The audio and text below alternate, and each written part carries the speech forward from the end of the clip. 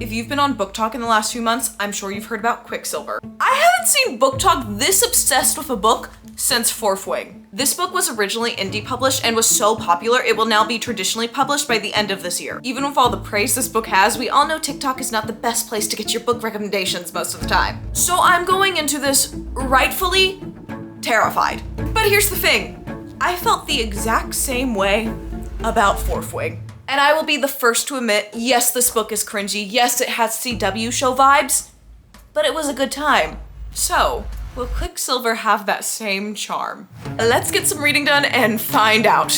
Why am I doing this to myself? This is such a bad idea. Where should we start? This book is already different than what I thought it would be, but let's just start this recap. Why do I keep doing this to myself? Let's get into the first chapter. Right off the gate, we pick up with our main character, Saris. Her name's Saris now. Hopefully that's right. We pick up with our main character, Saris, already in trouble. She is facing off with a guardian, aka just a really fancy name for a guard. They're in like gold-plated armor. It's apparently really heavy, but she's facing off with them. She's in like the second ward area trying to go to the first ward area. Think of this city, if you know Avatar, it's set up like Ba Sing Se, where they have the rings and that's where different people live. At least that's how it is in my head and how I feel like it's described in the book. So for the purposes of this recap, that's how it is. It's like Ba Sing Se from Avatar. Very quickly in the first paragraph, we have learned that she has witnessed these guardians murder her mother and friends and other people she knows. So they don't have a good rep in her head and she does not like these people nor trust them. The guardian has her in like a death grip, just apparently holding her up with one hand, choking her. Don't know what she did to end up in this situation, but there she is. And while the guard is doing this, he just says, name, age, ward, spit it out. Lower tier citizens aren't permitted in the hub. Do they tell us what the hub is? No, I think it's like a shopping center. They got the JCPenney right next to the Ross in the hub, okay? And don't forget about the Five Guys burgers and fries. She just wanted her burgers, man, come on. And then follows some quippy main character dialogue. And finally, she spits out Lisa Fossick, 24, single. And that sentence on page 2 made me regret all my life decisions. Why did she say single? Why? It's not even funny. It's not funny. It's not funny. It's not. Was that supposed to make me like her? I don't think so. I really don't think it was. I hope it wasn't. We also learned during the first 2 pages that in this land there is an immortal queen and she's evil, of what we're told. Don't learn anything else about her, but immortal evil queen. We're in a fantasy world. What did you expect? After she says her oh so quippy line of Lisa Forsick, 24, single, the guard's like, okay, what ward? She says the 3rd ward. The guard drops her instantly to the ground. Because in this world, the 3rd ward is... Ward? The 3rd ward is the lowest ward, so most people from there are presumed to have the plague or be very sick, filthy creatures. No one wants to be around them. And no one is supposed to be able to get out of the 3rd ward, but she's here. The guard in disgust rips the gauntlet that he had on his hands and drops it on the ground. And of course, our main girl character is a thief. What else would she be? She's poor, she's in a fantasy world. Of course she's gonna be a thief. So she sees this gauntlet made out of pure gold.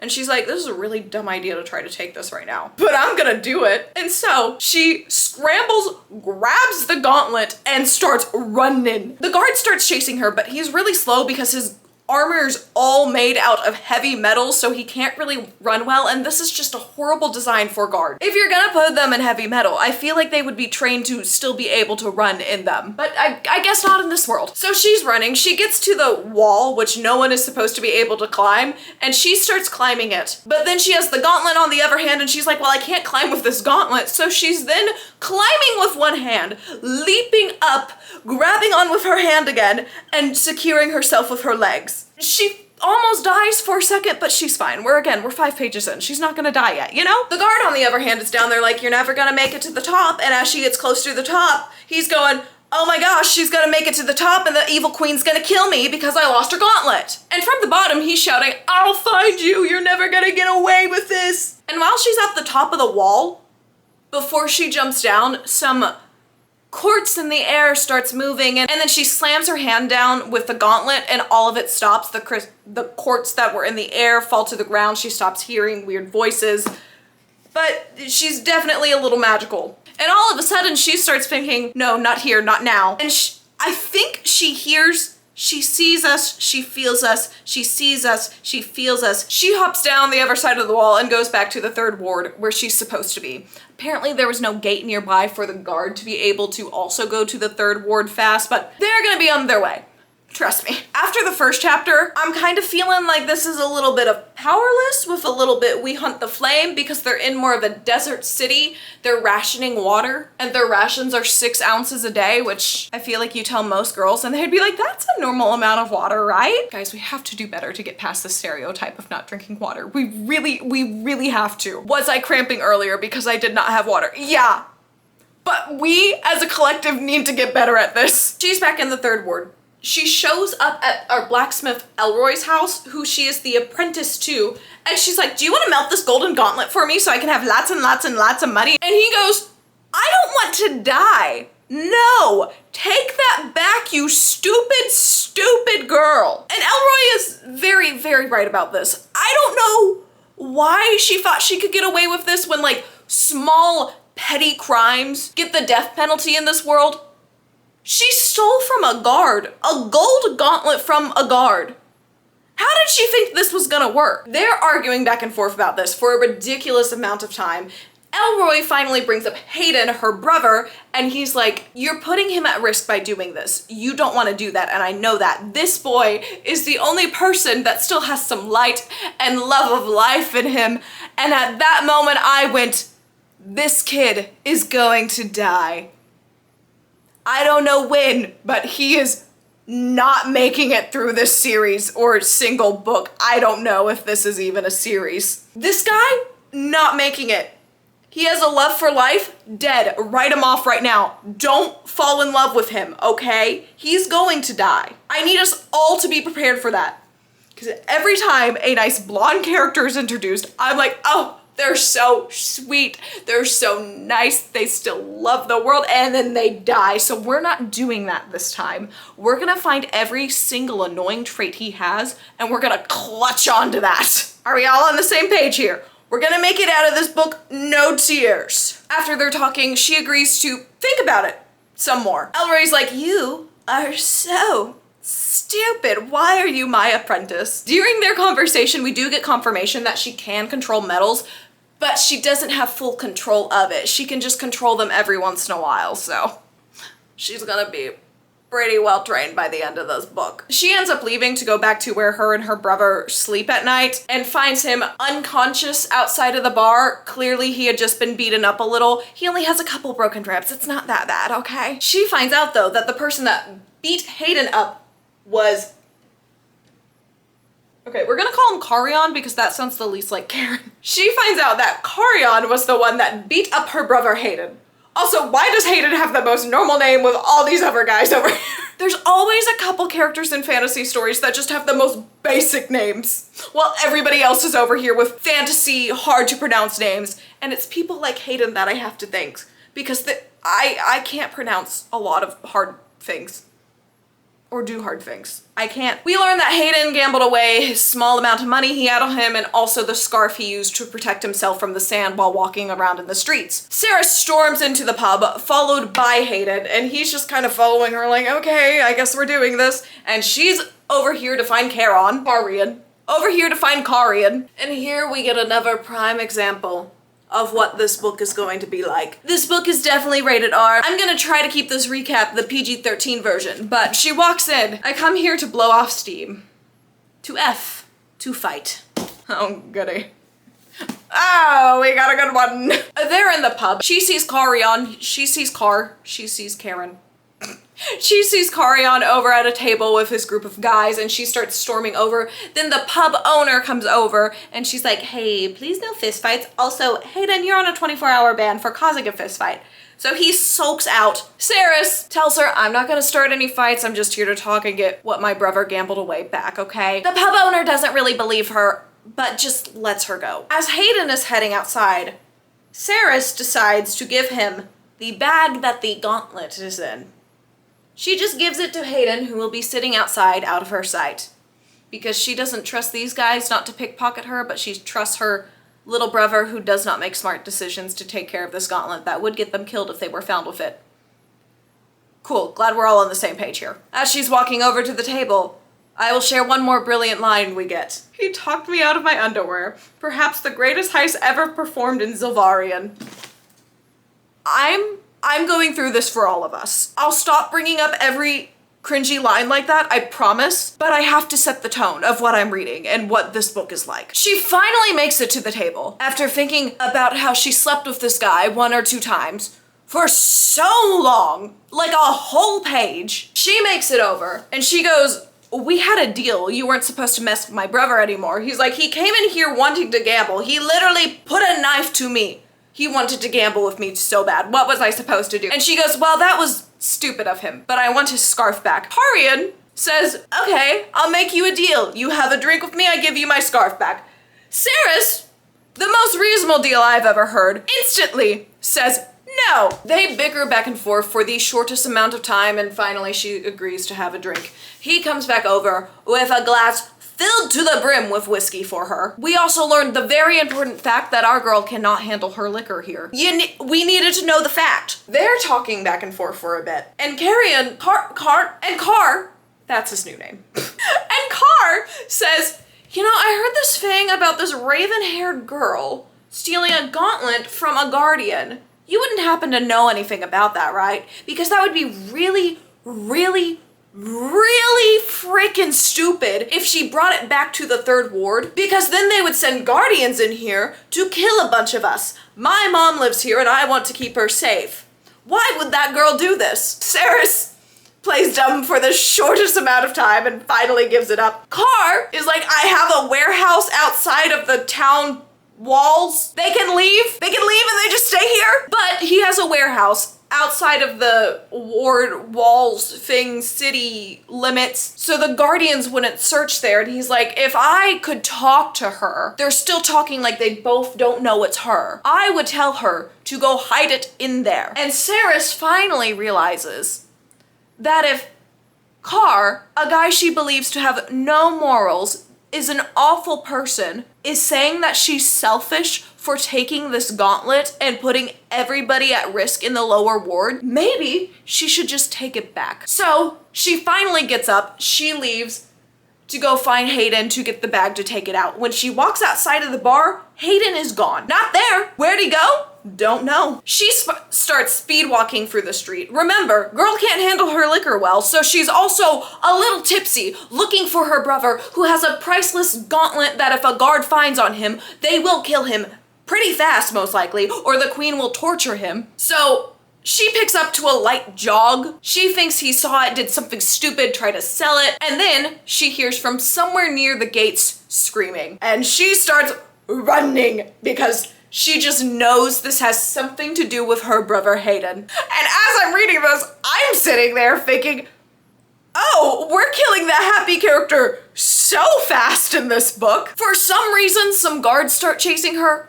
Don't really know why, but they do. She finally gets an eyesight of the gate and she sees that some guardians have Hayden backed up to this building's wall and he has the gauntlet out. She's panicking. She's watching this whole thing. Hayden's panicking. He finally looks over and sees her. And finally, after some eye contact of him looking scared and then some other stuff happening, she's like, it was me, I stole it, you have to believe me. And then him holding the gauntlet, he's like, no, it was me. I stole this gauntlet that I just found out. I stole it. The lead guardian, they still have him cornered against the wall, so they send some other guardians to fight her, and she takes them all out pretty easily. 3 guardians in very heavy armor, very protected, very well trained. She just takes them out. I don't know where she got this training from. I don't know where it came from, but she's apparently very, very good with a sword. And gosh darn it, I want to be very, very good with a sword. Every time I read a fantasy book and they're good at sword fighting, I get a little bit more jealous. She takes all of them down, no problem. The lead guardian comes over to her with the gauntlet. They've decided that Hayden wasn't the one who actually took it and that she was, so they corner her now. She accepts her fate, that they are going to take her to the palace to meet the immortal evil queen, and she is probably going to torture her and kill her. And that is the first 40 pages of Quicksilver. Character's life, mortal peril, sweet blonde character, shockingly still alive, parental figure, annoyed at stupid daughter figure's actions, some random flirty guy at the bar who they've hooked up at some point. I feel like he's gonna be important. That's why he got this. And we're on our way to meet the evil queen, Regina George. No. My name is Regina George. Well, let's go find out what happens to our girly pops over here.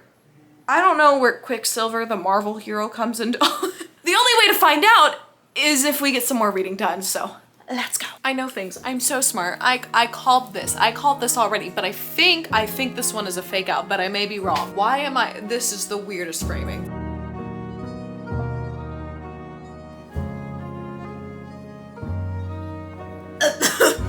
Whoa! Interesting words to say here.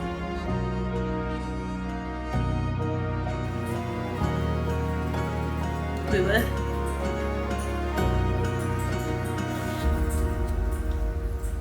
Woke the Quicksilver? So she's the Quicksilver? Or is she just like, I don't know. Oh, we are info dumping right now. Okay, no, okay.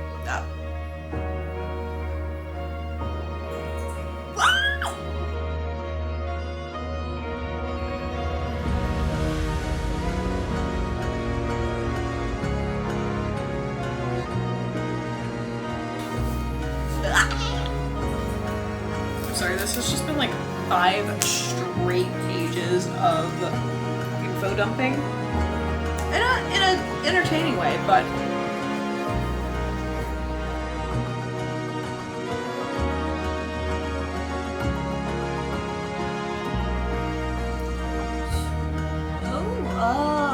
they're gonna bond. How nice. Here's the problem. When you first start reading again, everything's new and fun and you don't see all the patterns. I'm at the point where I'm seeing the patterns. I want to like this book. I swear I came in with an open mind, okay? We're 130 pages in and it's going away.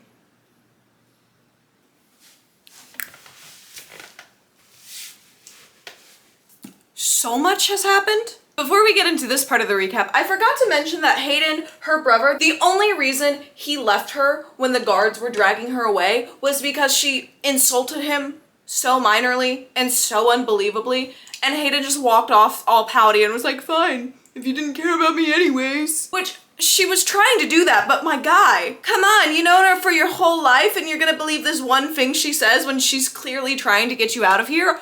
Are you stupid? Apparently, yes. We pick up with Sarah. She's been sitting in a jail cell for a few hours now. The lead guardian comes in a little later to take her to see the queen for her trial? Execution? She doesn't know what's happening. They get to this big room of mirrors, is what the book tells us.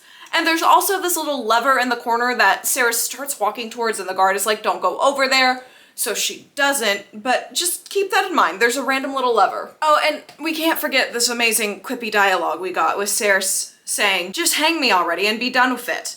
If you don't hurry up and get on with it, you're gonna miss your opportunity. The guard says, I wouldn't bother trying to escape. And then Sarah says, I meant that I was dying of boredom in here. Guys, she's so relatable. The queen walks in all her immortal evil glory over here. She has some typical villain monologuing, talking points, blah, blah, blah. And finally she asks Saris and she's like, I want all the details. Who trained you? What's your name? Where is everybody else? Saris over here, after taking down 3 guardians who are expertly trained for years, says, I just trained myself. You just trained yourself. Good. So, why do they all train themselves? How did she learn? I feel like this isn't actually the case and this is a lie, but I'm still confuzzled. Okay? The queen proceeds to call her a liar, which is a very fair assumption, and then says, it was the Fae, wasn't it? They found a way through. They've come for me at last. Saris is over here. Like, what are you talking about right now, ma'am? Please explain. Fae don't exist, you crazy lady.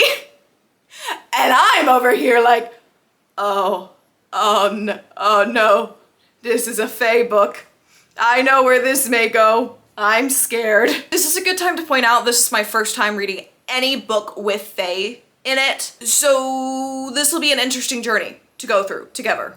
The queen then starts calling the Fae warmongers, cannibals, horrible names, they're awful people, you definitely worked with them, and Sarah's is like, no, what the hell are you talking about? I didn't even know Fae still exists, and I still think you're crazy for saying this right now. The queen then yells at her to stop lying because she must know the Fae. Our girl is so confused. We then get this wonderful villain monologue of her talking about how the Fae haven't really thought about how they would kill an immortal. How is that even possible? Blah, blah, blah. She then complains about how boring it really has become around the castle because nobody challenges her anymore.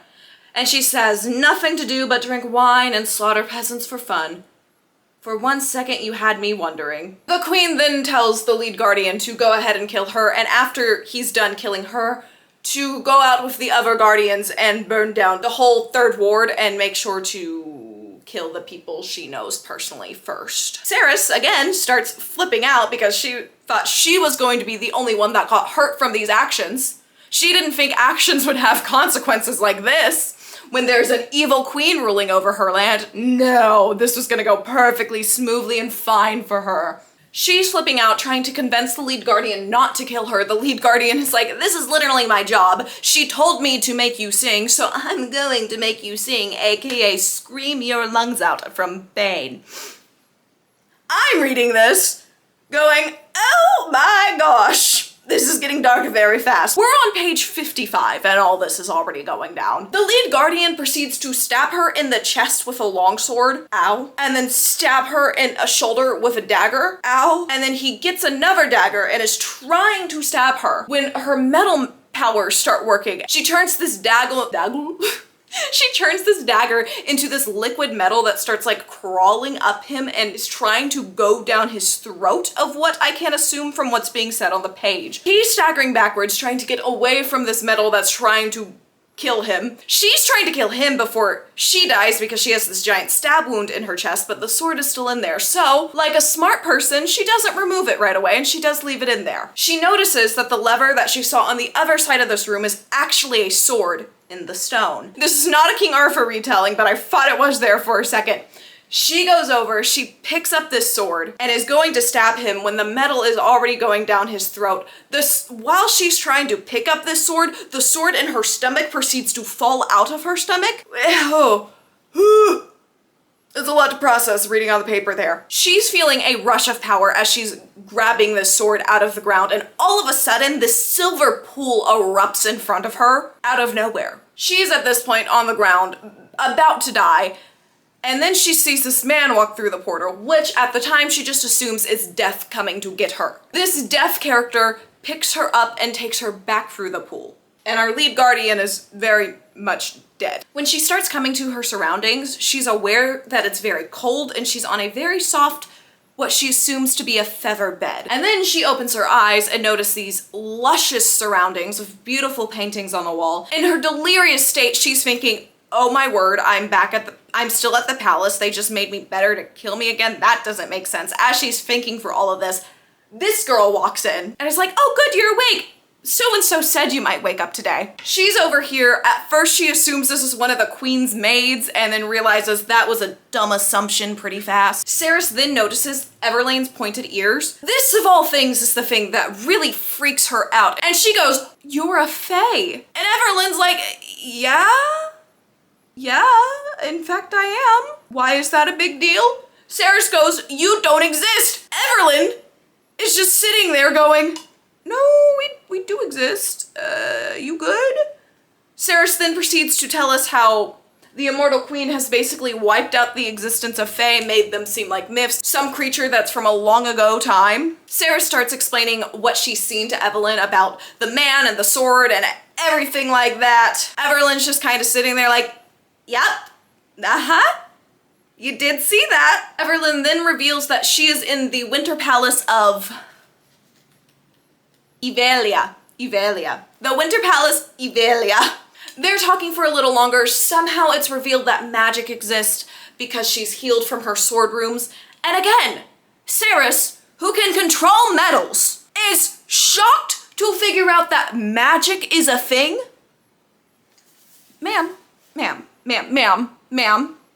you can control metal. What did you think? What was that? Were you just extra special and didn't want to call it magic? No, I'm pretty sure that's magic, babes. Pretty sure that's what it is. Our main character, unfortunately, is very dumb. Then a man burst into the room with red hair, and this is where we meet Rinfis. Rinfis burst into the room and goes, "I need the necklace back. He needs it." They're talking very vaguely about this guy who needs the necklace that for some reason she is wearing. She takes it off, they give it to him, he goes out of the room. Everlynn's like, "But I want to see him before he goes." Rinfis is like, "Sorry, he's gotta leave soon, can't happen," and leaves after that. As the reader, you're just left sitting there going, well, I have a feeling I know who that guy is, but would love some clarity. Once Rinfis... His name is now Rin. I hate the name Rinfis. Once Rin finally leaves the room, Everlyn explains to Cerys that she needs to get ready so they can go meet the king. And then it's revealed pretty soon after that the king is her father, King Belicon. King Belicon. I can't pronounce anything. As they're walking, Cerys is more amazed by all the luxury that's in the palace, even outside of her room.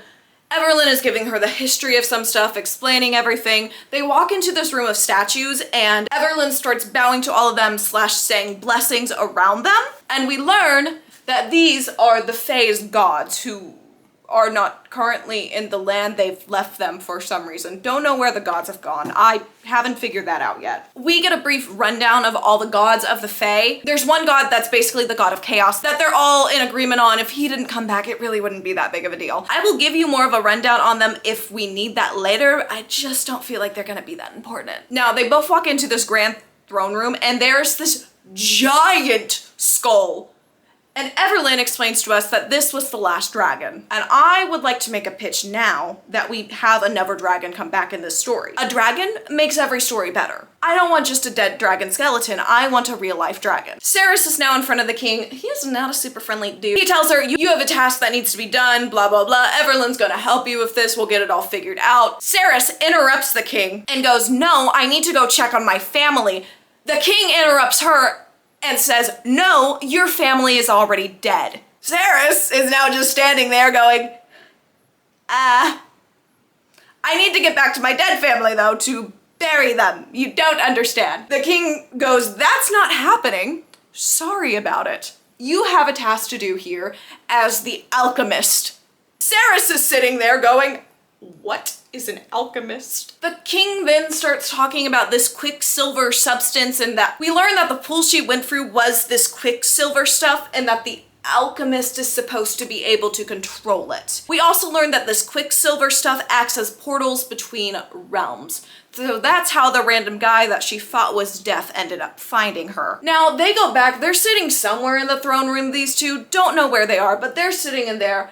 And then this guy walks in who is completely out of control, going insane, thrashing like a dog. The king is talking to the rest of the court that is there, trying to convince them to kill him, we learn that this is Kingfisher. Everlyn is very distraught by him being here and possibly being killed by her father, King Belicon. I don't know how he's also a king. His name is Kingfisher though, gosh darn it. Everlyn makes eye contacts with one of the court people that is there. Apparently she is a psychic and can see the future, so Everlyn is begging her to tell a fortune or show her father the future where Kingfisher is needed as alive. Even after this, the king is still kind of trying to get Kingfisher killed, and all of a sudden we hear this booming voice from the back of the room go, "Send him back to the front." We discover it's Ren, the guy we met earlier. He happens to be the general of the army. The king agrees to do this, but states that he needs to stay here for a bit to help her with some stuff. Ren then proceeds to get the chain that he took from Sarah's earlier and puts it back on Kingfisher, and he instantly starts to calm down. These two guys go out of the room. These two are very quick to follow. Everlyn walks out and meets up with Ren and goes, "You were supposed to have him out of here hours ago. What is he still doing here?" Saris is still dealing with the fact that she has now noticed this is the guy that brought her through the portal. It was not some death creature, it was Kingfisher. This guy right here who came through the portal picked her up.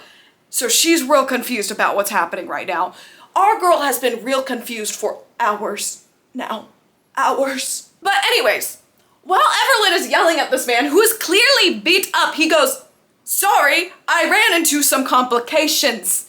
Do you not see my black eye?" Apparently people attacked him so they could get him in front of the king, blah, blah, blah. But now they're all stuck together to try to figure out what task she needs to do as the alchemist, apparently, because she got the sword out of the stone that was called Sorlin or something. Also, random fact, the king was holding that sword for some reason. This is where I would like to take a really quick sidebar. This dude is supposed to be so threatening, and his name is Kingfisher. I'm sorry, I can't be scared of anybody with the name Fisher. It's not gonna work. There's so much vague talk for the next little bit in this book. They're talking vaguely about how he's been gone for 110 years and other stuff like that. Everlyn is giving Saris the rundown about the Fae War and is saying, "Fae are always at war. There are those among our ranks that might pretend to be your friend, but often they're hiding knives behind their smiles, ready to sink them into your back. You do well to remember that." What a warning from the one friend you have in the castle. The next day, as requested by the king, they all meet up in the library to study up for her on Fae politics and also alchemist stuff to try to figure out how to open the portals like she did before. When the two girls get to the library, the guys aren't there yet, so Everlyn is talking to the librarian that's there. They're debating on what Saris is. They start talking about an alchemist thing again and how she shouldn't have been able to pick up Solus the sword if she didn't have some Fae blood in her. The two guys appear. There's some, again, just not so funny, not so charming dialogue happening between all of them. I feel like I'm supposed to be laughing and like, haha, zinger. Zinger? Never mind, don't take dialogue tips from me, I just said zinger. It was as awful to watch as me saying zinger. So, you know, pretty bad. The author is trying so hard in this scene to make these two seem like enemies, and they just have no reason to be so. No reason. He's just a little sarcastic and mean, and she's just clueless. This girl goes from being super confident to super shy and embarrassed so fast all the time.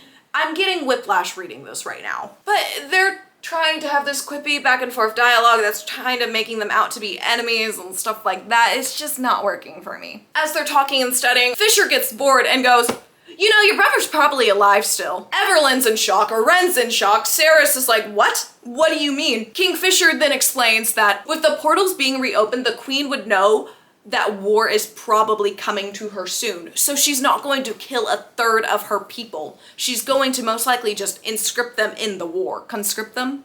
Conscript them. Conscript.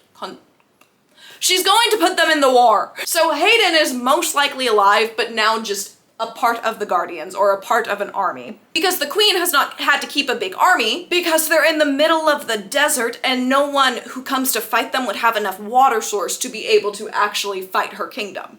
Or queendom, I should say. Then a little later, Kingfisher asks her, "Can you control metals at all?" At first she says, "No, what do you mean?" And I'm going, "Girl, what do you think he means?" Finally, after he clarifies, "Can you control metals?" she goes, "Oh yeah, I can." And then Kingfisher asks, "Do you have any experience in a forge?" Remember, our girl works with a blacksmith. She has so much experience in a forge. So the whole group takes off to go find the forge in the palace now. I've now spent my whole lunch break talking about these Fae people, and I will be back to finish this after I am off work.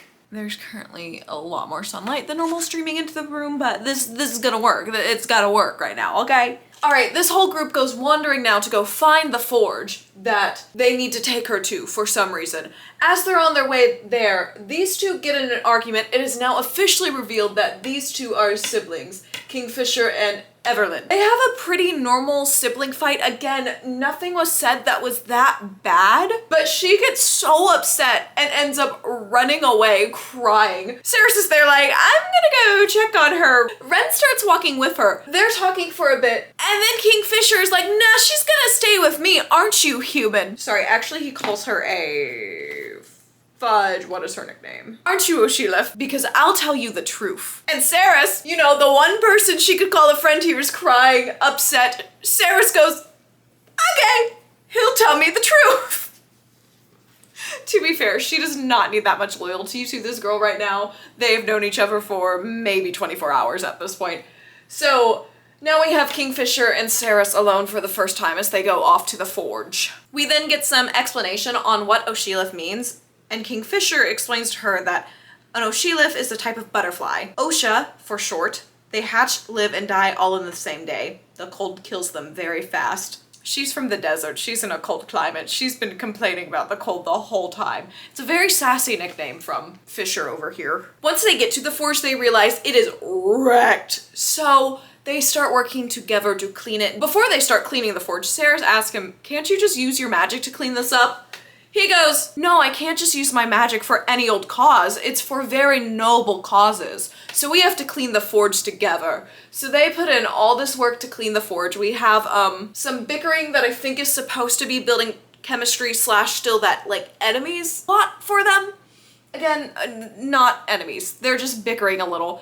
At one point, she quite literally calls him trash, which I guess, was that a saying like that? Fantasy, it borders on common slang in a fantasy novel, which I'm never a fan of. They keep bickering back and forth. I still don't really care about anything here. After they get done bickering, Fisher is like, you can ask me anything, I'll tell you the truth, just ask. So Sarah starts asking him some questions and we get some very key information. The first thing she asks about is the pendant that he wears and that made him calm that first day she saw him. And he goes, there's a lot to explain to get to the reason of the pendant, so let's start there. And this is where we get him saying, well, let's start at the beginning then. The Quicksilver pools are pathways that connect different realms. I'm sure you've figured as much. She responds yes. The Quicksilver is volatile. Some of our elders believe it possesses a low level of sentience. Whether that is true or not doesn't really matter.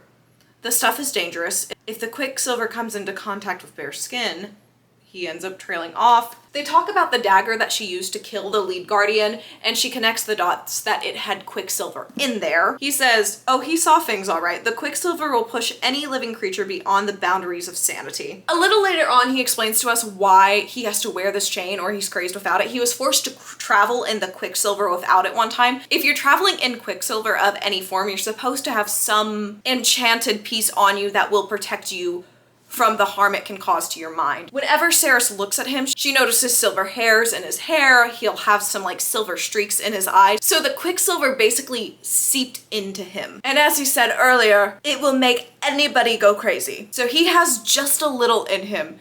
And without this necklace to control it, he does not have control of himself. Ceres then asks him, why didn't you just let me die? And he says, you haven't been paying attention, human. He explains that the Quicksilver portals are used as pathways between realms for trading, and that's the purpose the Fae has always used them for, to get different goods from other realms back and forth and also go on missions and stuff like that to adventure in other realms. He proceeds to explain that he couldn't have just left her there because if she was simply just a human, she wouldn't have been able to pick up that sword and the Quicksilver would have never reacted to her. So no, he couldn't just simply leave her there to die when she was most likely an alchemist and very key to bringing back the Quicksilver portals that they so desperately want access to. Renfish shows back up and he steps in the forge after they've been cleaning all day and goes, this place is a mess. Saris is like, what are you talking about? We've worked all day to clean it up. And then Kingfishers draws the shadows off the wall, makes the whole room dark, and when he takes the shadows away and the light comes back, the forge is in perfect condition. And this is the first part of the book that genuinely made me smile and chuckle a little because then Saris goes, you told me you couldn't use your magic for stuff like this. Rinfist is just laughing over here because he knows Kingfisher and he's like, this dude literally uses his magic for whatever he wants. He was lying to you. Kingfisher is basically chuckling to himself about this. This is the first entertaining thing in this book that has made me like these characters at all. And I just hope we get more of it. But that is where we are right now. They are all heading back to their respective areas with a plan to meet up in the library tomorrow. He's a sassy guy that sometimes is just straight up mean. She can't decide if she's a super badass character or a complete wimp. She flip-flops every other page. I don't really know what's going on with her. I'm still only 140 pages into this book. There is so much more to go still. So let's just get some more reading done. I'm seeing hopes of it being good. So a girl can hope, right? Please. There's been some cringy stuff in here, but it could still be a good story.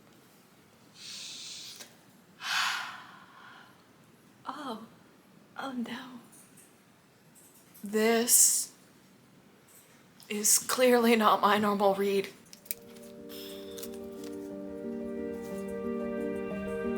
Huh?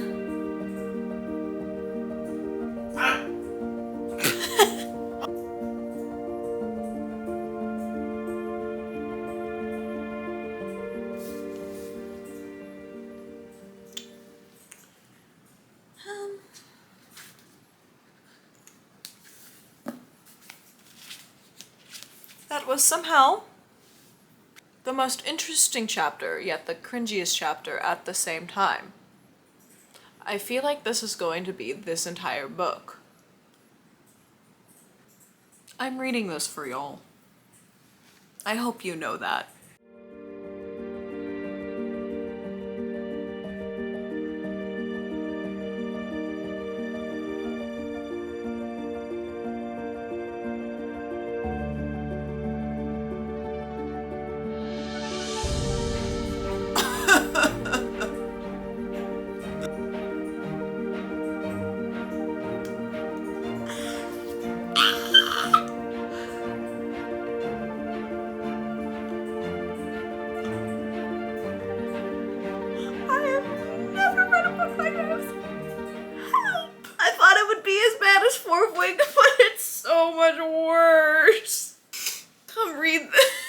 Sorry, there's been horrible dialogue reading up to this. He's also a Fae creature.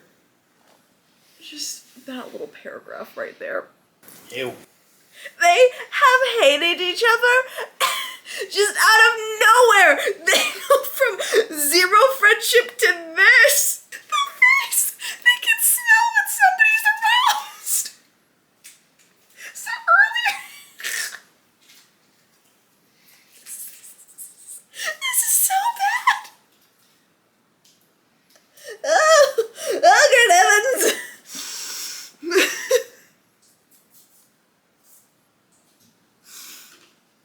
I'm gonna have to request extra church services, man. You know what? This is it. I'm never taking another TikTok recommendation. I'm only taking Booktube recommendations because they didn't recommend me this crap. BookTok did.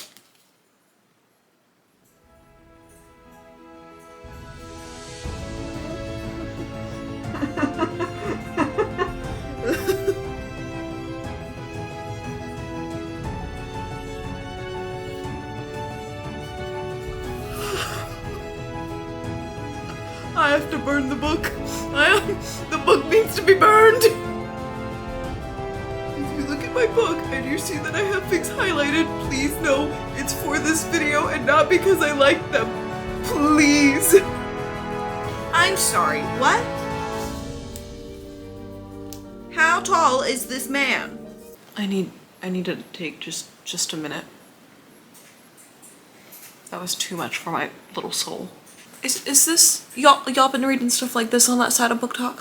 I thought Fourth Wing was bad. Fourth Wing is a PG book. Not actually. Please don't read Fourth Wing unless you're an adult. Joking. Oh, this book is about to get even worse, I'm sure. I had hoped that something good was happening, but I fear my worst nightmare is occurring right before my eyes. Let's just say I would have DNF'd this book by now if I wasn't reading it for this video. The next day, these four are all back in the library. Sirius is asking Everlyn about the dogs? Is asking Everlyn about the gods. Everlyn is about to tell her when she stops talking to her and tells her brother that he cannot be eating in here. They don't allow cooked food in the library. The librarian that works there for days at a time is like, I only eat crackers, so get the cooked food out of here. And then we get some more A+ dialogue before Kingfisher storms out. Everlyn says, and you wonder why people call you a dog. Kingfisher says, I don't wonder. I know why they call me that. I bite. So funny and intimidating. So funny. After he storms out, Sirius is sitting there just like, whatever, he's a lot. Everlyn's over here trying to justify it, saying he deserves more grace. He's been through a lot in the past 110 years. I can't imagine being trapped in a place like that. They don't say exactly what type of place he's been trapped in. We just know that it's pretty bad from what she's saying. Now, while these three are studying, we learn more about the three type of alchemist in the Fae world. There were certain Faes that would look for path to immortality. There were Faes also like Sirius where they would try to control metals in a way, and there were other Faes that sought to heal illnesses and disease. We then get this background lore of thousands of years ago, the alchemists used their magical gifts to alter the state of compounds and transform them into precious metals. There was no record of which compounds were used or what was done with them, but the alchemists were successful. They found a way to transform elements into vast amounts of gold and silver, which was reportedly used to fill the royal coffers. At some point, the Quicksilver was discovered, along with the other realms its pathways connected, and the manners of chaos ensued afterwards. A little later, the three of them are talking about the queen and how she should be dead by now because she is immortal. She's not a Fae of what they know, and somebody has to know some sort of magic that is still keeping her alive and useful. They're just not sure how she's doing it. They're also theorizing about how the sword Solus stopped the Quicksilver. They think the energy that that sword had in it by being forced into the Quicksilver stopped all of it. You may say, that doesn't really make sense. That's all they gave me. That's all they gave me to go off of. I know it doesn't really make sense. Sirius is then asking Everlyn, how long do your people live for? How old are you? Everlyn goes, we don't really talk about our age here. You would have known that if we would have had time to teach you about the etiquette of court. But yeah, we're friends, so I guess I can tell you. And we learn Everlyn, who looks like she's around the same age as Sirius, 25 or something like that, has been alive for 1,486 years. And then for no reason or anything, she doesn't have any interest in him or anything like that. She asks, how old is Kingfisher? Everlyn at first goes, I really shouldn't tell you that, and then gives in so fast and tells Sirius that Kingfisher is 1,730 years old. And then a voice from the doorway of the room says, actually 1,733. Sirius knows she's been caught snooping about him. Everlyn asks, what are you doing here? He says, I've come to get the human to take to the forge with me. Basically because he's just bored and he wants to play with the human? I don't know how to say that better, but I don't like that phrasing. Once these two are in the forge alone, Kingfisher tells her, you could just ask me questions and I'll tell you the truth. You know that, right? Which just gives me flashbacks to the Xaden and Violet drama of Xaden always being like, no, you just have to ask the right questions, Violet.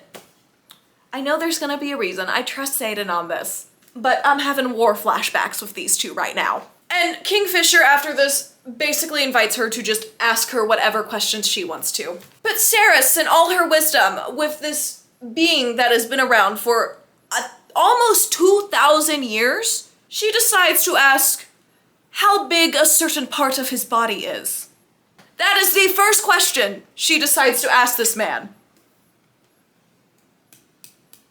This is the moment while reading that I knew this book was not meant for me to enjoy and I just needed to strap in for the ride. I was trying so hard to be nice to this book earlier in this video, but I'm so sorry I can't do it. What do you mean? That is the first question she asked. That is insane. And just so uncomfortable. It leads us into an uncomfortable conversation, of course, between these two, because every conversation they have is uncomfortable. She then finally asks the important question of, did you actually do what they say you did to be exiled from court? Did you actually destroy a whole city? Kingfisher, in chill fashion, is just like, yep. Saris asks why. He just says, you wouldn't be able to comprehend it, so sucks for you, not gonna tell ya. After this, she asks where he's been the last 110 years, and he literally says, hell.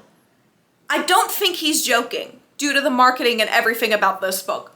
So Fisher's just literally been in hell for the past 110 years. I now understand why he's a very grumpy human being right now. All of a sudden, Fisher goes right in front of Saris, puts something in her hands, like, so she's holding it like this, and then puts his hands on top of hers and forces her to hold down on it. She instantly says, ow, this hurts, please let my hands go.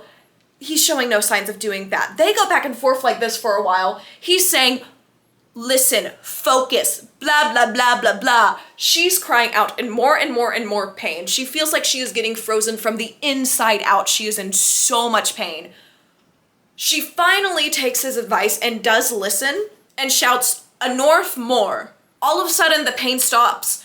He lets go of her hands, but is still touching her. She looks in the palm of her hand, and there is a pool of Quicksilver just sitting there, which we've learned that contact with Quicksilver without a pendant can be very dangerous, so Saris rightfully flips out and starts panicking, trying to get it out. Fisher very quickly calms her down and explains, I have my pendant on, I'm touching you, so you're fine. Saris then goes, were you trying to kill me? Fisher goes, it was just a test, and you passed. Saris asks the very valid question of, what if I didn't pass? Fisher doesn't answer that one, basically implying if she didn't pass, no more Saris. You scare me. After this long threatening pause, he just goes, but you did. This man was perfectly fine with her being dead. She then tells the Quicksilver that's still in her hand to sleep. It stills and goes back into a solid form. She finally puts it down, and they head back to their rooms. The next day, Everlyn is getting Saris ready again in a nice fancy dress. Saris in main character fashion is complaining about having to look pretty and gorgeous in these nice dresses.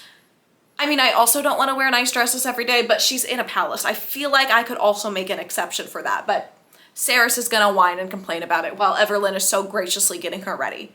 This poor girl. They're talking about some stuff, and they get on the topic of how Fisher isn't actually King Belacon's son. He came from his mother's previous marriage. We also learned that King Fisher's father is the one that King Belacon blames for closing all the gates to the separate realms. Now remember, Fisher blames Madra, the queen of where Saris is from, but everybody else accepts that it was Fisher's dad who closed these gates. And they exiled him after that, clearly. And then Belacon basically told Fisher's mom that he had to marry her or she would also be exiled.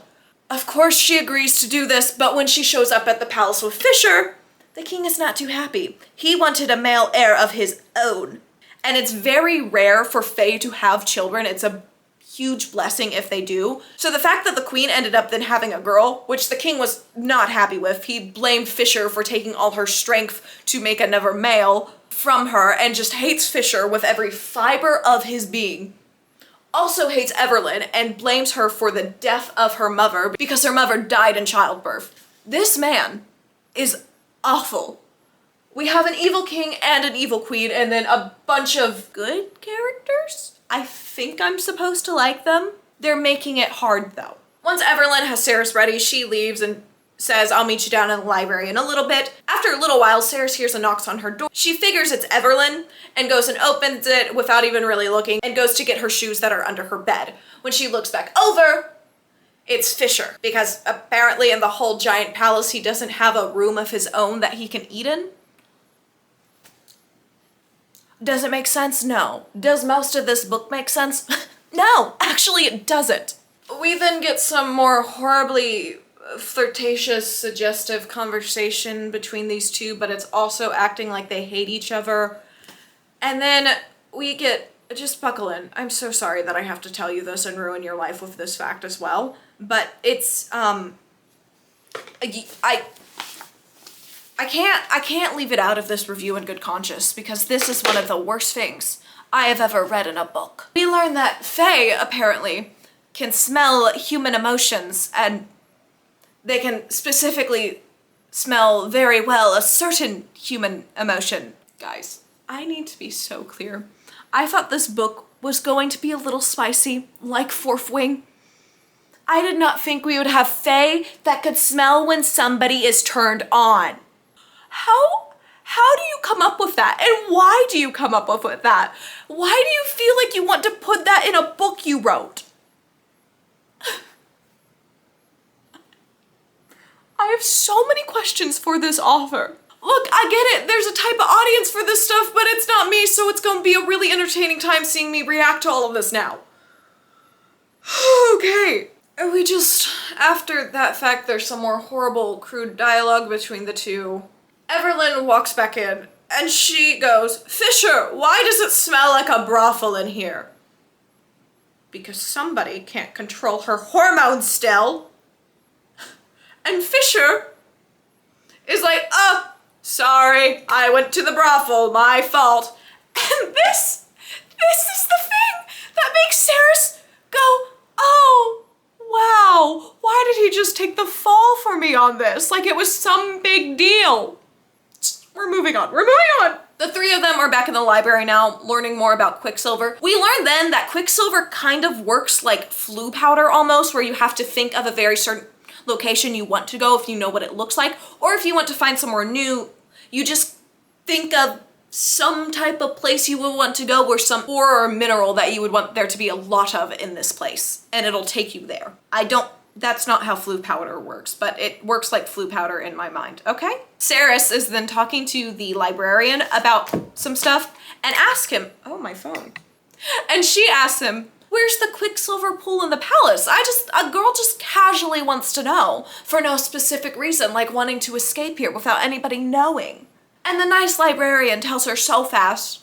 He goes, oh, it's just way underneath the palace on like the bottom floor. You gotta go down all the stairs and then there's a bunch of tunnels. Some of them take you right to it. Some of them have a little roundabout way, but they'll all get you there eventually. So now Saris knows exactly where the Quicksilver pool is and is plotting her escape as we speak. They had all agreed that it would be more valuable for Saris to go back in the forge with King Fisher because he's only supposed to be here for about a week or so. And they want to make sure she's learned some stuff before he goes because the king will be expecting it, and they're pretty sure if she doesn't know how to control Quicksilver, they may just kill her and Fisher at that time by the end of the week. Fun stakes. She walks into the forge, and girl instantly can't control herself. She is just staring at a bead of sweat that is hanging from his chin, which I can't picture how that's attractive, but it is. His shirt is also soaked to him, is the detail we get. She is staring him down. Fisher makes a very Fisher-like comment on this whole situation. And then we get another cursed line from Fisher. He says, you like my sweat, don't you, human? I need the tool they have in Men in Black where they erase your memory after I finish this book. He keeps calling her human or Osha. Finally, she loses it and she's like, I have a name, you know, use it. They bicker about this for a little and then she goes, fine, you can either use my name or call me nothing at all. And quippy, funny Fisher goes, all right, nothing at all. Was I supposed to find that funny? Because I didn't. I feel like that's the joke you make on the first draft of the book, and you go, this is so stupid, but I would never put it in a book. I don't know why this is the thing. I think this is just the straw that broke the camel's back in this situation here. I am so sorry. I know this was indie published, but it's getting traditionally published now, so I feel like I have every right to be hard on it. It's gonna find its audience clearly. I'm not it though. After this, these two actually try to start working on getting the Quicksilver to bond with other objects so they can make more relics like the necklace Fisher wears, so it will be safe for people to travel through Quicksilver. I feel like I just stuttered so much while saying that, but I don't want to say that sentence again. I'm like parched and my tongue feels too big in my mouth. Is that too much information? Maybe. While they're working on this, she looks in the corner and flips out. Fisher teleports to the other side of the room, grabs his sword, and is about to kill this thing. And then Sarah sees that it's just a fox and goes, "Don't kill it, no, it'll be fine, I'll take it outside." So she goes to pick it up. It bites her, which is a little comical. Fisher is just not gonna help her anymore. This part was a little funny. He makes a cage for it. She finally gets the fox to calm down, puts it in the cage, says, "I'll take it out after we're done with this." Fisher then has a full-on Elsa moment and snaps his fingers, fairy godmother style, to change her clothes. He changes her into some tight-fitting pants and a tunic that all the other fays are wearing out of her dress. This big burly dude over here just goes, "Costume change." He also in this time decides to take his shirt off because why is he even wearing a shirt? Then we get a little time skip and it goes, they weren't able to bind the two objects together. She then asks if she can touch his necklace to see if she can feel the Quicksilver separately from the other material there to see what it would feel like to possibly bind it. He sits down on a chair with his legs man-spread and she goes over to stand in between his legs and touch his necklace. While she's doing this, it just gets more and more flirty and more awkward, and I want to be nowhere reading this book. I want to be nowhere reading this book. While she's doing this, our girl who does not like this man goes, "I hadn't seen many beautiful things in my short life, but all the beautiful things I had seen, Fisher was the most beautiful of all." I feel like we could have found another word to use to describe beauty in there, but that's just a small critique. She also says, "But Fisher was the epitome of everything that was strong and male and powerful." Oh, and don't worry, shortly later, we're back on my favorite subject. Fisher decides she really needs to know that Fae just have bigger body parts in certain places. It's so hard to decipher what he's trying to say here. She's standing between him. There's more and more flirty dialogue like this. Kingfisher then goes, "Your heart's racing really fast. You're panicked. You're nervous. I make you nervous." She doesn't even bother trying to lie. And then Fisher gives us one of the most stereotypical fantasy lines of, "You're not afraid of me. You should be, but you're not. That's one of the things I like most about you." Oh, that line comes up in every fantasy book, I swear. And then, shortly later on this page, this is where I start losing my mind. They're flirting, he's basically implying maybe they should kiss. She's denying it, and he goes, "Your body is betraying you in other ways. That I can smell you, little Osha, and I'm thinking about..." If you're wondering why I redacted that, it's not because it's a lot of cursing, it's just so uncomfy to read aloud, and I don't want you to have to hear it. He then finally goes, "You could kiss me, I wouldn't even move. I won't even kiss back. You can just try it. You should try it. I would be so cool if you just kissed me." And after the shortest battle in her mind with herself, she hops on this man and starts making out with him full force. And then a few seconds later, she hops off out of embarrassment. Fisher goes, "Let me take you back to your room." She goes, "No, have Ren pick me up. I'm too embarrassed. Leave me alone." Fisher ends up leaving after it. The worst part is none of that was spice, so I couldn't justify skipping any of it. It was just so awkward. Of course, once Fisher leaves, she starts running to where she's been told the Quicksilver is. She also has the fox in her backpack. The fox is a sidekick now. She gets down the stairs. She starts hearing the Quicksilver call to her. There's an entrance that is clearly the most direct path to the Quicksilver, what she can hear, but it's guarded by guards. She goes to another tunnel and goes down that way that isn't guarded. She makes it to the Quicksilver pool. The Quicksilver is talking to her, convincing her to go in. She wakes the Quicksilver up. She's about to go in, and Fisher teleports in there, knocks her out of the way, and is like, "What are you doing? You can't be doing this." They argue back and forth. He calls her a lying cheater, stealing liarson. She goes, I'm not that. He goes, then why are you wearing my ring? And Saris says, I need to get back to my brother. You would have done the same thing. Fisher then tells her, my ring is not a relic. It would not have protected you from the Quicksilver. You would have been dead. Dead. And Saris is sitting there like, that would have been bad. After they're bickering for a little bit more, Fisher out of nowhere finally goes, tell me what human you want most and I will go through and bring them back to you. She tries to convince him to get Hayden and Elroy, but Fisher explains, I only have the one relic and I cannot go through more than once without it on or I'm going to completely lose myself. Of course, she settles on Hayden. Fisher goes through, he asks for something of his to smell. Obviously, she doesn't have anything of his. So Fisher is like, I should be able to find him. You're blood related. It'll be fine. After an hour or so, he reappears through the portal with Hayden. Hayden is wearing the necklace. Fisher is struggling and tells Saris to go get the necklace off of Hayden so he can have it back on and get control over herself again. She does that. He's like, cool, I'm all good now. She goes over to check on Hayden, but it's not Hayden. It's Karen. Karen's back. I don't want Karen back. Their dialogue was also horrible. This book just got 10 times harder to read. I cannot have any peace. Oh gosh, let's just finish this mess, please. We're halfway through the book. Oh, I just slapped that poor man. We're almost there, guys. We can make it through it together. I promise. And you don't even have to read half of the cringy lines. You're welcome. Where we left off, Fisher had just returned with Gosh, now I have to worry about saying his name. Fisher had just returned with Carrion, who he thought was Hayden, who Saris very quickly was like, that's not Hayden. What are you doing, my guy? Fisher has now decided this is the perfect time for the three of them to make their escape from the castle. He goes off to try to find Ren to come with them. He ends up just leaving them a note.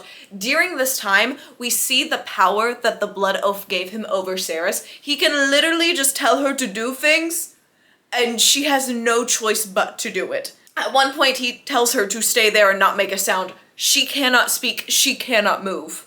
This man has way too much power over her right now, and it is a very strange power dynamic that I do not like. Anyways, they get a couple of horses, they throw the passed out Carrion, he's a carry-on. They throw the passed out Carrion on the back, and they ride off into the night. After they go through this creepy forest for a few hours, they end up at a tavern that Fisher knows. The two of them head inside, they leave the passed out Carrion in the stable there, and Fisher walks right up to the bar, orders a couple beers, and also some liquor from that land, basically just pure alcohol of what we know. These two head over to an empty table. Once they sit down, he grabs her hand and pours the liquor that he ordered on it because she has a burn from trying to grab his sword, a couple cuts on there, and the wolf bite from her wolf onyx as well. At first she goes, what are you doing? Ow, that hurts. He explains that there's probably germs and stuff like that here that she's probably not exposed to in her realm, so he's just trying to make sure she doesn't die because she's the only alchemist that they have right now. She still goes, do you just enjoy hurting people? And then we get him saying, I don't enjoy hurting people. I don't like it at all, but that doesn't mean it isn't necessary. He goes along that monologue route for a little bit, and then they're just kind of chilling there waiting for Ren to catch up. As they're waiting there for Ren, she finally asks him where they are going because she honestly just wanted to stay in the palace. She did not want to run away, but she had no other choice because of the power dynamic they now have of him being in full control if he says to do anything. He explains that they're going to his home, Kalish, which is right on the border of this territory and where the war zone is most active. Ren finally gets there. They're all talking for a bit. Then Fisher and Ren start arguing about some stuff. In this time, we learn that the current king killed the previous king and all the heirs to the throne so he could be king. We also learn that the king had his father's sword, and before they left, Fisher stole the sword. Ren accuses him of just stealing that because it was his father's sword and for no other reason. The sword used to be a relic and apparently one of the god swords, so that's why it has more importance than just being his father's, but that's the only reason Ren thinks he stole it. They're arguing back and forth for a while. The fight gets pretty heated, and people in the tavern are now looking over at them, and they start to notice that it's King Fisher and Ren, who apparently everybody knows pretty well. They start whispering of their names. These two notice, they take Saris, they start walking out. Saris is pretty sure a fight is about to break out because she doesn't think these two are too likable, especially Fisher. And then the next thing we know, a Fae warrior bows before King Fisher and is asking for a blessing of honor if he deems him as worthy. And this is where we learn that these two are heroes to all these people in the tavern. They are beloved by everyone here. Saris, who does not like Fisher, is shocked by this. She is so confused on how this man could ever be likable. After we hear all their praises of everything they've done, we head out of the tavern. Once the three of them walk out of the tavern, of what I could comprehend, King Fisher opens this portal vortex black swirly thing, and they're all gonna go through that to get to Kalish. Saris goes, I am not going through that, you crazy people. I am not stepping foot in that. That looks horrible. Fisher, using his horrible power dynamic, goes, sorry, you gotta. So he commands her to go through the portal, but she has no choice but to just go ahead and go through the portal that she doesn't want to go through. As she's walking through this portal, it wrecks her. She's throwing up, she can't stand up on her own. It has taken all of her strength. On the other side, Ren picks her up and takes her to a room in Fisher's palace castle thing that they're at now. When she wakes up, Carrion is in the same room as her. These two are talking for a little bit, catching up, and Carrion explains that he got her brother moved up to the 7th district, which is apparently better than the 3rd. I don't know how many districts there are. I'm very confused. But he got Hayden moved up to a better district with an actual job, so he has food, water, and everything he could need. Saris is so relieved to hear that her brother is actually taken care of. And poor Carrion is just stuck here. Fisher ends up coming to get Saris to help him create the relics that his people need so they can travel through the Quicksilver. Saris is sitting over there like, oh, are you just gonna make me do whatever you want now with your power control over me that's really creepy and weird and rude? Fisher tells her, well, Ren got really mad at me for that oath that I made with you, so I'm not gonna use it unless I absolutely need to. So this is just a request, I guess. But he's also not gonna let her go until she makes these relics. Before she goes to work on the relics, she makes him promise that he will send her and Carrion back through the portal as soon as she's made as many relics as he needs. Fisher agrees to this, no problem. As these two are walking down the halls to the forge in his palace, they run into what they call a fire spirit, which is kind of like a gnome-ish creature almost. That's the best way I can describe them. It's the super cute little like house elf kind of character. But King Fisher hasn't made his announcement that he's back yet, so when this house elf fire spirit sees him, he drops what he was holding, then panics and says, I'm so sorry, and King Fisher so kindly gets down to help him pick up the broken pieces. Again, Saris is going, who is this man? He's so rude to me. Why is he only rude to me? This poor girl. Oh gosh.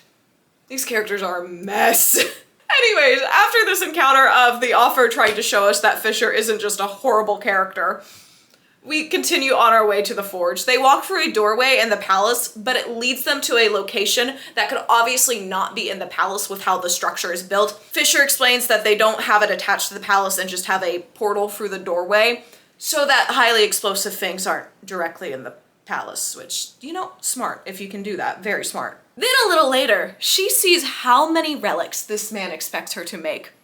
It is 15,000 rings. She is expected to melt down and turn into relics for these people.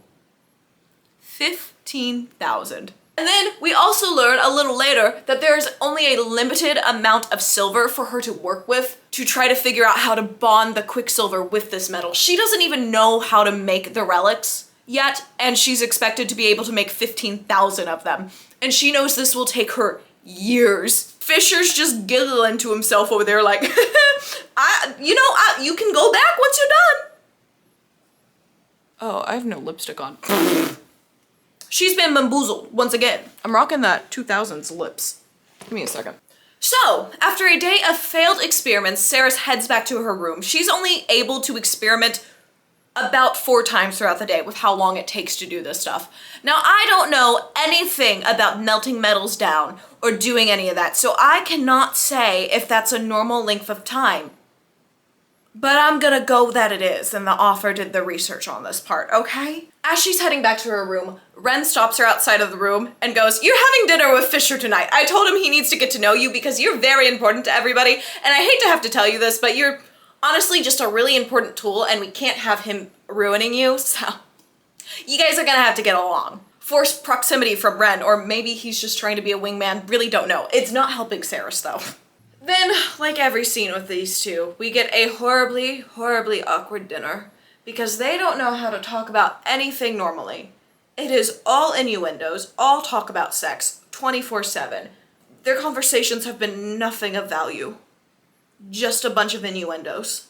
And then, to make it even worse, he's talking about how he mixed up Hayden and Carrion because he was searching for them so fast that he mixed up the smell of just her blood in general with the smell she puts off when she's in the mood. And, you know, she's done it with Carrion like months ago, and he still smells like her to this man apparently. I hate it, I hate it, I hate it, I hate it. And he's talking about all of this, and he goes, he still smells like you.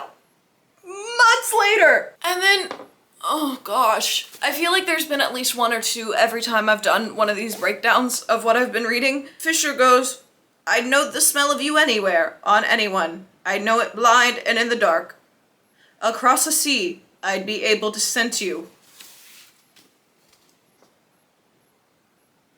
I just would love to sit down with this author and ask how she came up with this as a plot point for the Fae to have this good of a scent of smell. Why'd you do this to us? Why did you do this to me? Why? Moving on. Luckily, he was going to say more, but all of a sudden, boom! The windows all shatter and 4 creepy-looking, very pale, gangly figures jump in. They look like they're half dead. They jump in, 2 start attacking Fisher, 2 start attacking Saris, and they're both battling. Saris is doing pretty well, she's getting a couple hits, and then all of a sudden they're on top of her. Fisher has to save her, he chops off both of their heads. And then he notices she's been clawed by one of them. They have poisons on their talons apparently that are very harmful to humans. So he instantly runs out and is searching for a doctor frantically. I think we're supposed to see this as he actually cares about her. It just still is not giving that vibe though. Like I cannot believe with what we've seen of this man that he cares about her at all. And the only reason she likes him is because she just thinks he's hot. That's the only reason. That's the only connection they have. They're both just attractive people who like the look of each other. But besides that, they're both just completely using each other. We are 300 pages into this book, and I don't know how you justify these two being together at the end of the book. I don't know how. And I don't think there's anything that can be written in the last 300 pages of this book that will convince me that these two should be together.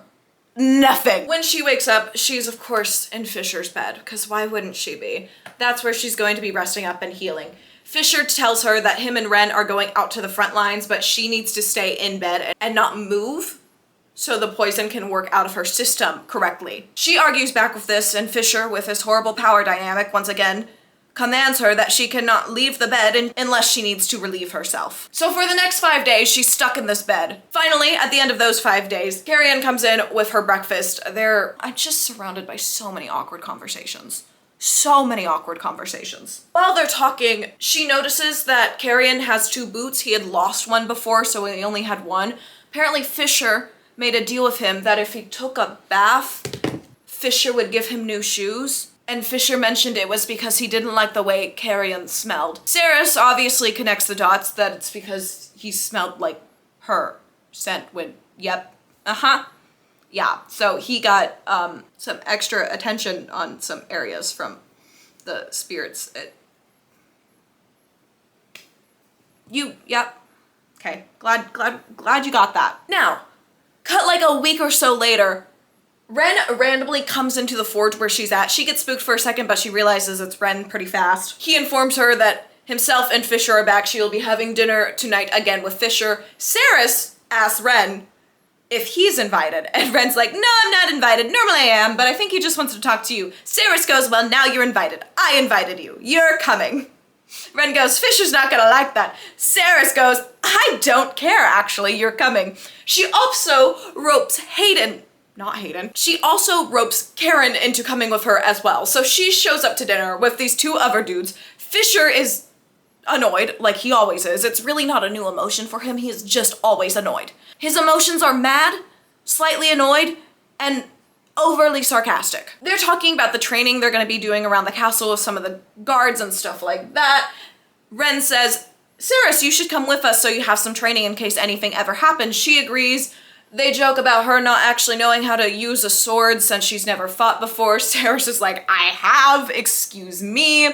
They agree to train, and then Ren and Carrion over here have their own conversation about different battle tactics that the Guardians have back in their land. They're both talking about this now, which leaves us with this awkward side conversation with these two again. Anytime these two are alone together, I want to scream. I want to throw the book. I want to stop reading. They're arguing about the power control that he has over her. He goes, I have only ever used it over you to protect you, which kind of he has. I still hate it. And then he goes, I would never use it to make you do things to me. Ceres is like, great. They talk for a while longer. He starts to smell her again, clearly, because of some of the things he's saying during this scene. I'm not reciting any of that to you. I've already given you too much. I'm sorry. I know you must be scarred as well as I am. They're arguing back and forth a little longer. Fisher then says, we're going to the front again, and Ceres, you're coming along with us this time. So now, she's going to be away from the forge for who knows how many days, because Fisher wants to bring her to the front. I'm hoping we'll get some extra action and stuff like this. I feel like this may be the time where they're going to try to get them to bond a little more, and I just don't really want that, but here we go. I'll catch back up with you when I'm around page 400.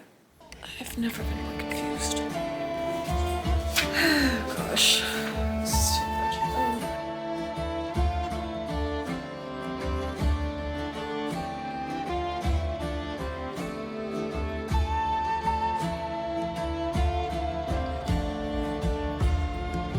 It's a cursed book.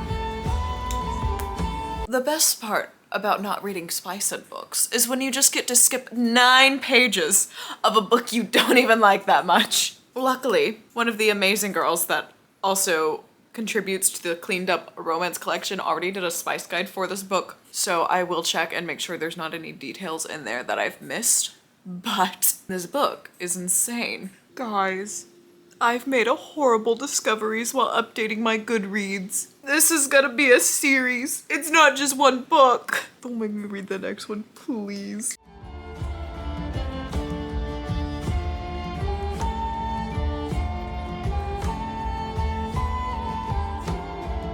Guys, there's one of my favorite type of scenes, and I don't even know if I can enjoy it because I don't like these characters.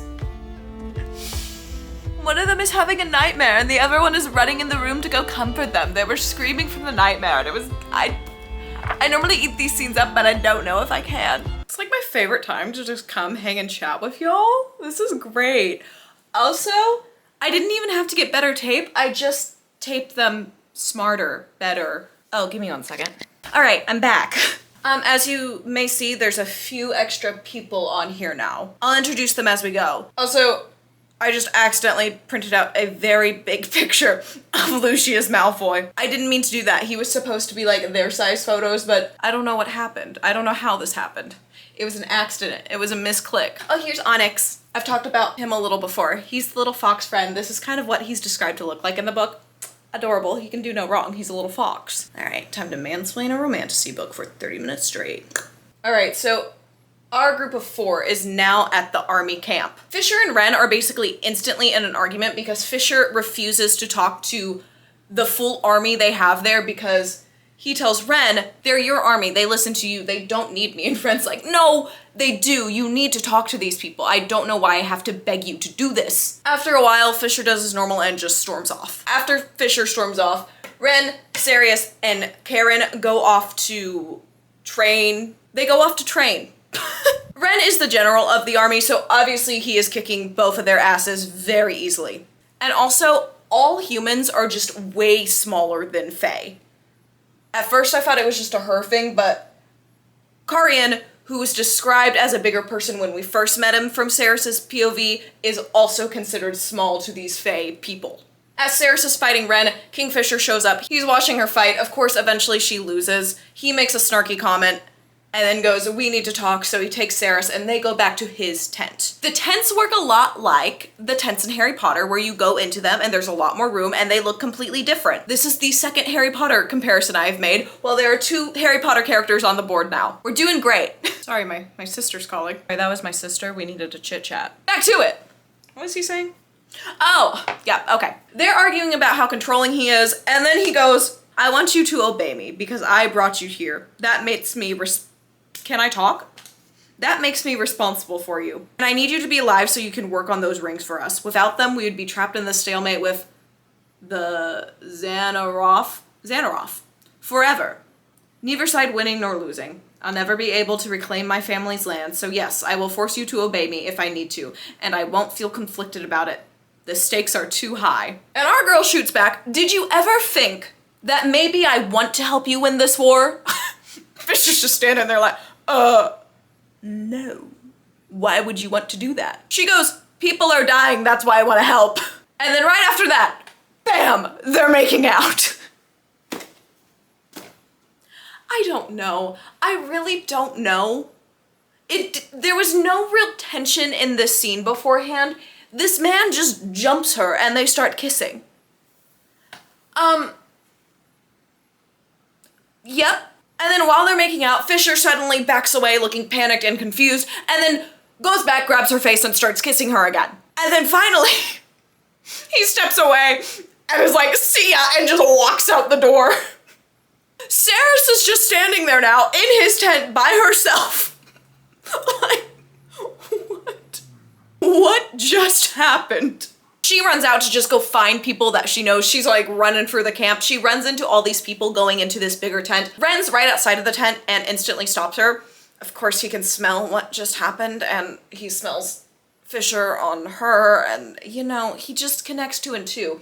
And he asks, are you okay? And she goes, oh yeah, of course, nothing happened like that. Ren tells her after she says this, no, I wasn't asking that necessarily. I know Fisher would never do anything like that. This offer is trying to convey to us, the audience, so hard that Fisher is not a horrible human being, when it is the lowest moral that she's trying to make sure we know that he has right now, that he won't force somebody to sleep with him. And because of that, we're supposed to be like, ah, he's such a nice guy. I just expect that of all men, that's all. So no, having a normal moral compass does not make you a nice guy. It makes you a human being with a decent moral compass. Thank you very much. Anyways, Ren just tells her, I was more asking if you were mentally okay. I just wanted to check on you. She's like, yeah, I'm fine. She heads in. Ren tells her to go sit by Carrion, who is sitting by a fire because it will disguise the scent that she has on her. Why is this part of this book? Why? Why? She goes over, her and Carrion are talking, and they're sharing a quiche that he has, just passing it back and forth, munching on it, sharing a little snack. While they're chit-chatting, Carrion finally goes, why is your neck bleeding? And out loud she says, I just scratched it, no big deal, but on the inside, she's panicking on the inside a little because of the context we've gotten in this book. A long time ago, Fae had this blood curse on them where they craved blood like vampires and could suck people's blood, and they still have those sharp canines to be able to do so. So she's wondering if Fisher was trying to kill her, and then she kind of connects the dots that that's probably why he panicked. She guesses, doesn't really know. Fisher then walks into this tent full of all the soldiers, dripping wet from head to toe because their camp is on this river lake area, and he is just completely soaked in a full cloak, puddle on the floor. This man had to cool off so bad from just making out with her. He went in the frozen lake river thing. It's so stupid. He gets in there and pretty instantly people start arguing with him, specifically Danya, who is very upset and wants to know exactly where he's been, why he hasn't shown his face when he's been back for several weeks, will not let this go. And she gets so fed up with this that she eventually goes to attack him with her sword for a kill hit. Now, as this is happening, Sarah sees it, she shouts, no, puts her hand out, and the sword that Danya is holding shatters into thousands of pieces, into tiny pin-sized pieces, and they all go hurtling into the stone wall because magic tent. It's a stone wall on the inside, cloth on the out. Okay, just That's really not the thing we're most concerned about right now. This girl just broke a sword. Danya's standing there like, what? And then she goes, we have a freaking alchemist? And then verbatim from the book, a thunderous boom shook the ground beneath our feet. And everybody starts calling out, icebreakers, icebreakers, icebreakers. I don't think they're talking about the book, Icebreakers. I'm just imagining all these Fae. There's this big boom, they're all panicking, and then they start handing out copies of Icebreaker to people, and it's just their book club time. When there's a big boom, the fairies have book club. They're not. That's not what's happening. There's obviously an attack going on. All the Fae go running out. Ren tells Carrion and Saris to go ahead, stay in here. These two never listen to anything, so of course after a little bit, they go out to try to help. We then learn that the enemy that we had been seeing that broke into the castle as well, of what I know, are actually what they call vampires in this world. To become a vampire, they have to die, but they don't really have full control of themselves after that. They're kind of just mindless zombie-like creatures as well, but they do suck people's blood still, so that's why we consider them vampires in this Fae world. Why am I justifying this? They're just a weird form of vampires, okay? They're vampire zombies. Yep, they're vampire zombies. Anyways, there's a horde of 50,000 of these vampire zombies on the other side of the river, and that's why they were calling for icebreakers, because they need to break the ice so that these vampires can't get through, and that they'll fall into the river before they can get to the other side. So all the icebreakers are helping out. These two find a couple hammers on the other side, but compared to the icebreakers that are already currently working on this and making minimal progress, might I say, these two are tiny, tiny humans. These Faes that are working on breaking the ice are 3 times bigger than Fisher, is what it says. So these are giants trying to break this ice. And these two pick up their little hammers and start pounding away at the ice as well to help. Eventually there becomes some cracks. Fisher uses his shadow powers to spread the cracks, the ice breaks. A bunch of vampires fall into the water, never to be seen again. Karin hasn't seen Fisher's magic before, so he goes, what was that? Saris quickly explains Fisher, and that's all the context poor Karin gets. This poor man got ripped out of his normal world, thrown into this Fae realm. And then on the other bank, opposite from all our Fae and main characters, a voice calls out, good evening, Kingfisher. I'm so glad you decided to come out and play. Won't you say hello? And then voices around Saris are asking, is that Malcolm? Is that Malcolm? Is that Malcolm? Yes, it's Malcolm. He is the high Fae vampire that's able to turn other people into vampires, but also has full control of his magic and mind still, and basically controls all the vampire zombies. Malcolm proceeds to taunt Fisher for a while, and then eventually says in front of everybody, been a couple of weeks since we last spoke, but what can I say? I miss you. Implying that for the last 110 years, Fisher has had some contact with Malcolm or has been with Malcolm the whole time. Now, we don't know what exactly was happening. Obviously, he had a horrible time and probably didn't want to be there, but this obviously is going to upset the army that's under him and cause them to question where he's been, even more than they already are. After all this happens, we really get no resolve of what the army was thinking. We just know that Fisher, 30 minutes later, comes to get Saris and offers his hand. He goes, take it or I'll make you. She takes his hand, he opens a portal back to his room in the castle, mansion, palace thing. They go back there, and one of the first things out of this man's mouth, he is standing like right behind her, whispering this in her ear. He goes, don't share food with that prick again, little Osha. Saris rightfully is like, what the hell? What are you on? She's asking if this is some Fae thing that's rude. He's like, no, I just don't like Carrion and you sharing food. You can share food with anybody else, but not that guy. Our man is so jealous. So jealous. For the reason on why she shouldn't do that is also included in because I freaking said so. Just know that anytime I'm using any variation of the F word, they're using the actual F word in this. Please know that. I'm just trying to not cuss 50,000 times in this video, okay? Saris then hops to a different topic and goes, let's have a conversation about what just happened. Our man playing dumb goes, in the tent? She goes, no, on the bank, with all the creatures and the vampires and Malcolm, what is going on? And he goes, I brought you here to forget about the riverbank?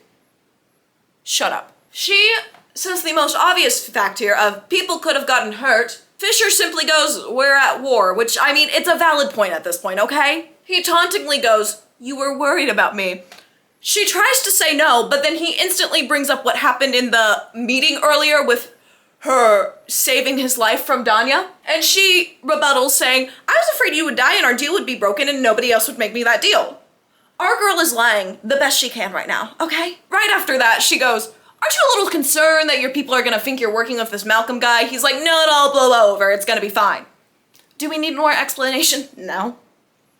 It's just gonna blow over. She asks him again, where was he these last few years? And he looks like he's struggling and wants to tell her, but he can't. She now realizes that he has been bound by Malcolm in some way where he can't disclose where he's been these last 110 years. They're bickering back and forth for a little while after that. Sarah finally goes, you don't hate me as much as you pretend to. He goes, don't I? No, you don't. That's an interesting theory. I don't think you hate me at all. And then, I mean, we all knew where this was heading. He goes, I can't wait to do you, and then still hate you, little Osha. And then they start kissing, and we skip for 9 pages because I am not reading that. Once they're done, Fisher goes, I want you to stay here tonight, opens a portal, jumps out. I'll see you tomorrow. So now she's just in his room all night because from his words, I want to know exactly where you are. What is with fantasy books and controlling psychopaths being the love interest? I have only done 2 deep dives on book series and both love interests controlling psychopaths. This is so unhealthy. Please never date anyone with any of this man's tendencies, okay? Please. The next day, he just opens a portal in her room. She walks through it and she is upset about something. She goes up to Fisher because he's just walking away from her the instant she goes through the portal. She runs to catch up with him and goes, why is there a tattoo on my chest? He goes, it'll probably fade at some point. Apparently, just tattoos appear on skin if you sleep with a fae. Is this explained anymore? No, not at all. Am I very concerned and confused? Yeah. Will I probably get an explanation on why this has happened? No. She then asks where they are going. He says, I'm taking you to the camp healer to make sure no babies happen. And then this is when she tells him that she has been made sterile by the kingdom or realm she was a part of because people in poverty, 7 out of 10 of them are made sterile because they don't want too many people reproducing at the low poverty levels. Fisher gets upset about this, doesn't try to comfort her at all, and just leaves. She goes off to find the forge that she's been told she's gonna work at the camp today. She finds the forge is pretty well set up, but she can sense that the Quicksilver isn't in that vicinity. And then she finally gets a good enough hold on it and realizes it is on top of the mountain. So she has to struggle for an hour or so to get to the top of this very steep, very slippery, snow-covered mountain. When she gets to the top, Carrion is just sitting there with the Quicksilver box. Her and Carrion are talking for a bit, and eventually she asks, why aren't you freaked out about all this, all the Fae and everything like that? You just came into this world and were so chill. I flipped out for a second. Carrion goes, my grandma told me about it. I knew they were still real. I knew this all existed. And that's all the explanation we get because his grandma is a no-nonsense kind of lady. Nonsense? Nonsense kind of lady. So that explains it all. They both head back to the forge. She has a few more failed experiments with the Quicksilver. Obviously, it just still isn't working. They're taking a break because now all they're gonna have to do for the rest of the day is remelt the silver into a usable thing. I don't know how forging works. Forging? I don't even know the right word. But they're taking a break. They're having lunch before they plan to do more stuff. Fisher comes up behind them and is like, wow, you guys are working so hard. And then as they're having a conversation between the 3 of them, Carrion calls her Sunshine, and Fisher goes, don't call her that, because she is moonlight. The mist that shrouds the mountains, the bit of electricity in the air before storm, the smoke that rolls across a battlefield before the killing starts. You have no idea what she is, what she could be. You should call her Majesty. Carrion and Saris are just sitting there like, okay. Fisher then leads Saris back to the tent that they were having the meeting in last night. Ren informs her that they're trying to figure out how to get the bits of sword that she flung into the wall out. They've already had people try with pliers and stuff like that. It hasn't worked. And she goes, we can just shave them down and make them flush with the wall and then it's no big deal. He then explains that this is one of the god swords and it's very important. They need to get as much of it out of the wall as possible so they can forge the sword. Danya then starts talking down to Saris. Fisher tells her to stop because Saris is not one of the army people. She is not lower ranked than her, and she does not have any right to talk to her like this. And then we have Lorif, who I'm pretty sure is just our sacrificial lamb for this story. He is the golden boy so far. I'm sure he'll say some cringy stuff, but so far, he's the most likable character. So I have a feeling he's very likable. He doesn't have a lot of character growth to go through. He's most likely going to die in some battle in this book, or later in this series, for sure. But Lorif basically just tells Danya, shut up. You're the one who tried to kill him. You need to calm down. You're being ridiculous. Ren then informs us that there were only trace amounts of Quicksilver in this sword. Ceres doesn't think anything of it until he explains that normally to control metals with Quicksilver in it, they needed to have 5% of the metal to be Quicksilver for alchemists to control them, meaning that she's the most powerful alchemist they have ever come across. Danya then goes on a rant about how they're going to be fighting this war forever, blah, blah, blah. Ren finally interrupts her and go, no, if we don't get these relics and can't win this war in 12 months, then Malcolm and his vampires have won and they will take over everything we know. If we can't get the Quicksilver to bond with the relics, this causes Ceres to panic and pass out. Ceres then wakes up, Lorif is beside her trying to comfort her, and says, you get used to it, you know? That overwhelming sense of impending doom. Eventually it becomes background noise. You don't even notice it at all. He's so dead. He's so dead, it's not even funny. Fisher is no longer there, and it's been revealed he's going off to see Tylea, which is a healer in the castle. He's gone off to sea for a couple hours at a time. Every once in a while, Ceres thinks that something may be happening between them and is insanely jealous, and then says, I need a drink. And you know what they have at this army camp? A full-on tavern. Full-on tavern. They got one. So Ceres and Lorif go to the tavern. He accuses Fisher of being a liar. Lorif then explains to us that Fisher literally can't lie. He is an oath-bound Fae, and once they take this oath, it is impossible for them to lie. And then these two are talking about some other stuff. She then asks if Fae are still able to suck humans' blood with their canines because of what happened earlier with the blood on her neck after making out with Fisher. And Lorif, letting us know that this is about to be a horribly awkward conversation, goes, I need another drink before we talk about this. He gets another drink, he comes back and says, yes, we can, but it's very frowned upon. She's like, do you guys need blood to survive? Why would you do it then? Lorif goes, he says, it's an intimacy thing. If a male drinks from someone, it'll make something harder. Just take a random guess on what body part that would be. Than it's ever been in their life. It makes you euphoric, both of you, while you're doing it. And then he explains that it is a slippery slope because there is a chance they won't be able to control themselves once they start sucking their blood. Edward Cullen, is that you? How did I get back to more vampires and sucking blood and weird intimacy stuff? I don't ever read books like this. How? This book is insane. Absolutely insane. Anyways, they quickly change the subject and continue on. Ceres asks, tell me about yourself. How did you guys cross paths? Liam then explains that he used to be a traveling musician before Fisher found him. When Fisher did find him, he was lying in a ditch on the side of the road after his blood had been sucked by a couple vampires, basically all the way dead, but still had a little life in him. Fisher brought him back to his mansion palace castle thing. His healer said he probably wasn't going to make it, but Fisher could go ahead and go. They would take care of him and bury him when needed. But Fisher knew how to give part of his soul to Lorif because at one point his mother had almost died and a good friend of hers gave her part of her soul so she could live. So Lorif has a part of Fisher's soul from some spell that not many people know how to do, but Fisher does, so that's the only reason Lorif is alive. Ceres then asks, what happens if one of you dies? Lorif explains if he dies, Fisher would just get his soul back and it would be like a soulless hole again, nothing would really change for him. But if Fisher, for some reason, died first, Lorif really doubts this will ever happen. He says, then he will not be able to go to his final resting place because I will still have part of his soul and he will just be trapped here as a ghost who cannot interact with anybody, anything in this world.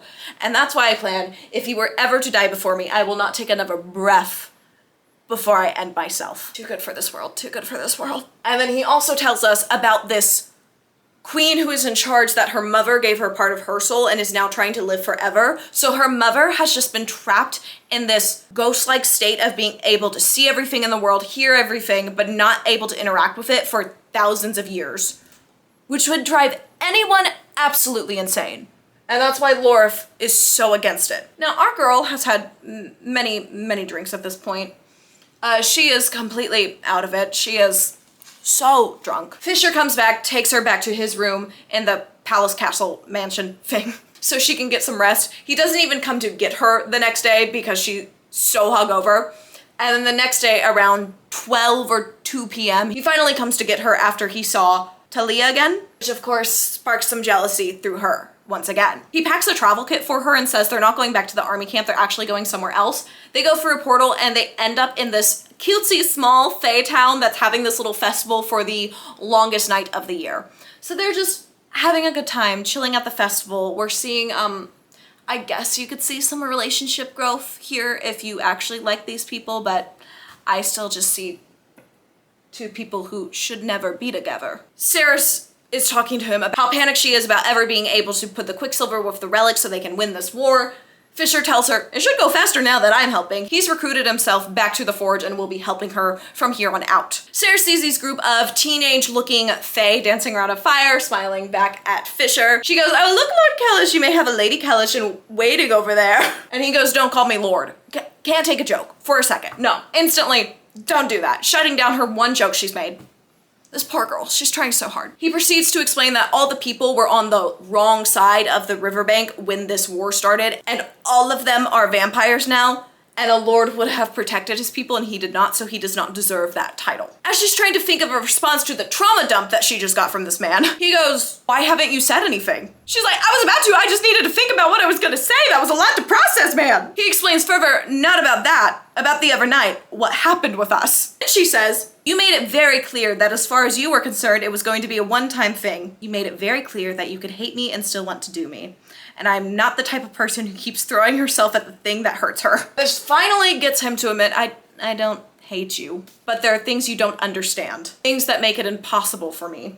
And that's when they're interrupted by this lovely creature that isn't Fae. She's smaller than Fae. We don't know exactly what she is. She comes running up to them and is so happy to see Fisher, gives him this big old hug, talks about the biscuits that she's made specifically for him every festival for the past 110 years where he hasn't shown up, and how dare he waste her sugar like that. And it's just such a cutie pie. We learn this is Wendy. And then she tells Fisher, how rude of you not to introduce me to your friend you brought with you. He introduces Ceres. Wendy then sniffs Ceres and goes, ah, more than a companion. They just won't stop talking about smelling the fact that they can smell when they've done it or when she's turned on. They won't shut up about that. Could I live for one chapter in peace without having that fact shoved down my throat? I hate it. I hate it. Now the three of them are all just sitting down to dinner. They're having a chill time, chit-chatting, all that good stuff. All of a sudden, Ceres zones out and then out loud is saying, Anaroth more, Anaroth more. Like she was saying the first time that she was in contact with the Quicksilver. She zones back in, everybody's like, you good? People from all over the village are looking at her. Fisher quickly makes an excuse on why they have to go. They head out into the woods. He explains to her that she was actually saying those words out loud. She didn't even know she was saying them out loud at the time. He says you shouldn't be saying those words. She asked him to explain. Again, it seems like something he is oath-bound and can't explain to her. He then takes her to the cabin that he owns in this little town. It was a very special place to him and his mother that they went to frequently, apparently. They even have a whole fountain statue for his mom in this town. Cut to a little later, they're both sleeping in separate rooms in this cabin when she wakes up to screaming. She runs over to Fisher's room thinking he's having a nightmare and is going to try to wake him up, get him to calm down, but he is clearly wide awake, but like frozen in bed, looking like he's having a night terror and can't move a muscle at all. She's like, what can I do to help you? How can I help you? He goes, there's nothing you can really do. Can you get me some water? She goes off, gets him some water, comes back with it, asks if he's gonna be able to drink it himself. He says, I can't move right now. He's, again, just every once in a while thrashing, screaming while he's stuck in this position he's in, laying down. So she climbs in, positions herself behind him as her back resting against the headboard with him resting on her so she can get a little water down his throat and just be there to comfort him as he's going through all of this. Before she got to that point though, Fisher had threatened to use his commands to tell her to go back to her room and go to sleep. She then says, if you ever do that to me again, you will have completely broken my trust and I will never forgive you for it. So he proceeds to let all of this happen. He told her it was probably just gonna last another hour or so, not gonna be a big deal. It ends up lasting for 4 hours. While he's in the middle of this, he asked her to just tell him about herself, about her growing up. She says it's not all that happy. I don't need it to be happy, I just want real. She then ends up telling her whole backstory of how she grew up in horrible poverty. Her mother, Ceres, then tells him about how she grew up in poverty, how her mother was selling her own body out to people to make money, not Sarah's body. Her mom was the only one doing stuff like that. She was not putting Sarah in that line of work. And she made sure she was working with Elroy for that reason. We also learned that Elroy was definitely in love with Sarah's mom, who's the blacksmith we haven't heard from for a very long time now. We then get a little more detail on how her mom died. It was one of the men that had been paying for her services that she told no, she wouldn't be providing that anymore. So he stopped her one day, looked in her bags. Her mom had been the one making the weapons and training Sarah on how to fight. So she had a couple knives in her bag, which is a instant death penalty crime in the realm that Sarah was living in. So her mom was killed right then and there in the middle of the street, not treated well even after death. Elroy, Sarah, and Hayden all went out to burn her body so she could rest in peace. And then she catches us up to where we met her at. While she's talking about this, Fisher had seemed to actually come out of it a little before she was done talking. Finally, once he's relaxed and she can tell he's very tired, he tells her to come here and they end up cuddling for the rest of the night. And as they're falling asleep, Fisher goes, "We have something in common. My mom was also killed." Which of what we've known previously, his mom died in childbirth. So stories aren't lining up between the two siblings over here. They're starting to get to a sweeter relationship, ? Don't think that exists between these two, but 200 more pages to go. I did have the horrible realization earlier that this is a series. This is only the first book. If this video does well, I'll do another recap for the next book, I guess. Oh my gosh. It's the first book and it's 600 pages long. Yeah, okay, let's get some more reading done. Plot twist? Actual plot twist that caught me off guard.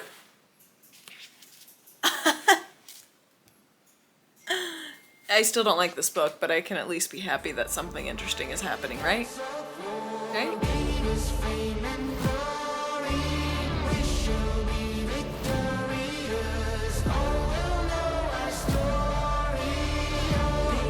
Oh. Not as fun as the plot twist. Dang it. Are these people stupid?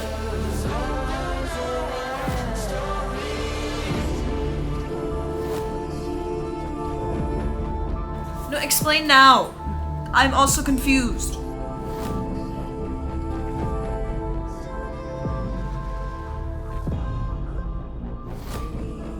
Less exciting of a plot twist than I thought it would be. Oh well. Did I get ready at 9:30 at night just to film this? Yeah. Okay, so they had just fallen asleep in the cabin after his nightmare things. She wakes up, they're cuddling, and then pretty fast they're doing a lot more than cuddling.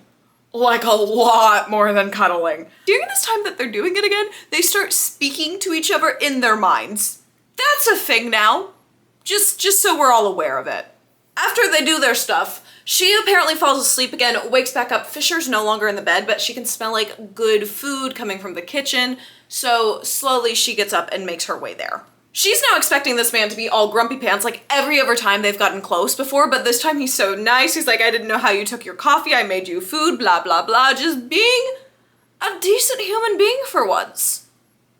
Aren't we all surprised? I'm surprised. Now, she had seen these tattoos coming up when she had been massaging his shoulders during the nightmare last night, but now she realizes that they are like all the way up her arm and there are so many of them. They describe them as different Fae runes that may have meaning. She doesn't know this for sure, so she goes ahead and she asks Fisher about them. He tells her that the biggest rune she has on herself means blessed one, and then some of the others just mean like steel, earth, metal, all these alchemist terms. She's kind of freaking out a little, so Fisher tells her he can actually use some magic to make them disappear. So he goes ahead, he does that. They're not visible on her anymore, but he says he can bring them back if that's what she decides she wants. But she needs to decide that before he'll bring them back, obviously. He then explains the meaning of some of his marks, the biggest one on him meaning sacrifice, which leads Sarah to sit there quietly for a moment, because this means that he will have to sacrifice something or already had to sacrifice something worth a lot to him in his lifetime. She then asks him about the bird that's on her chest. "Why couldn't you take this one back? I don't really understand that." He gets all upset again. We're back to our normal Fisher personality of just being upset 24/7 and walks away. She realizes he was upset because there was bite marks from him on top of the bird. I don't know why he would think that she was asking for the bite marks to be removed and not the tattoos. This doesn't make sense in context. At all. No context does this make sense for him to be that upset. I don't understand. I don't understand a lot of what goes through this man's head. Cut back to the forge now. Carrion is there with her, and he asks her if she has ever just asked the Quicksilver that she can communicate with to bond with the other metals. And I'm sitting there reading the book like, oh, please tell me. Please tell me our main character is not this stupid that she didn't do this. I thought this was an obvious thing that already happened. But no, she had never just talked to the Quicksilver and asked it to mend with the other metals. She's able to wake it up, tell it to go to sleep, put it in a liquid state, but why? Why in the world would she ask it to bond with the other metals when that's the sole thing she's been trying to do for weeks? Weeks! And she doesn't talk to the thing she can talk to?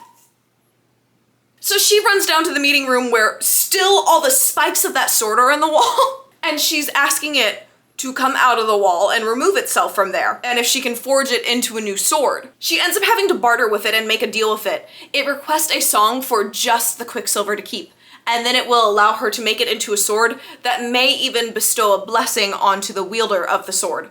Now this would be Danya's sword that she would be repairing and making new. And the Quicksilver would test the blood of whoever is supposed to wield it to see if they are worthy. Now remember, we have our singing boy Lorif over here, so of course he walks in at the perfect time and she's like, I've got a question to ask you.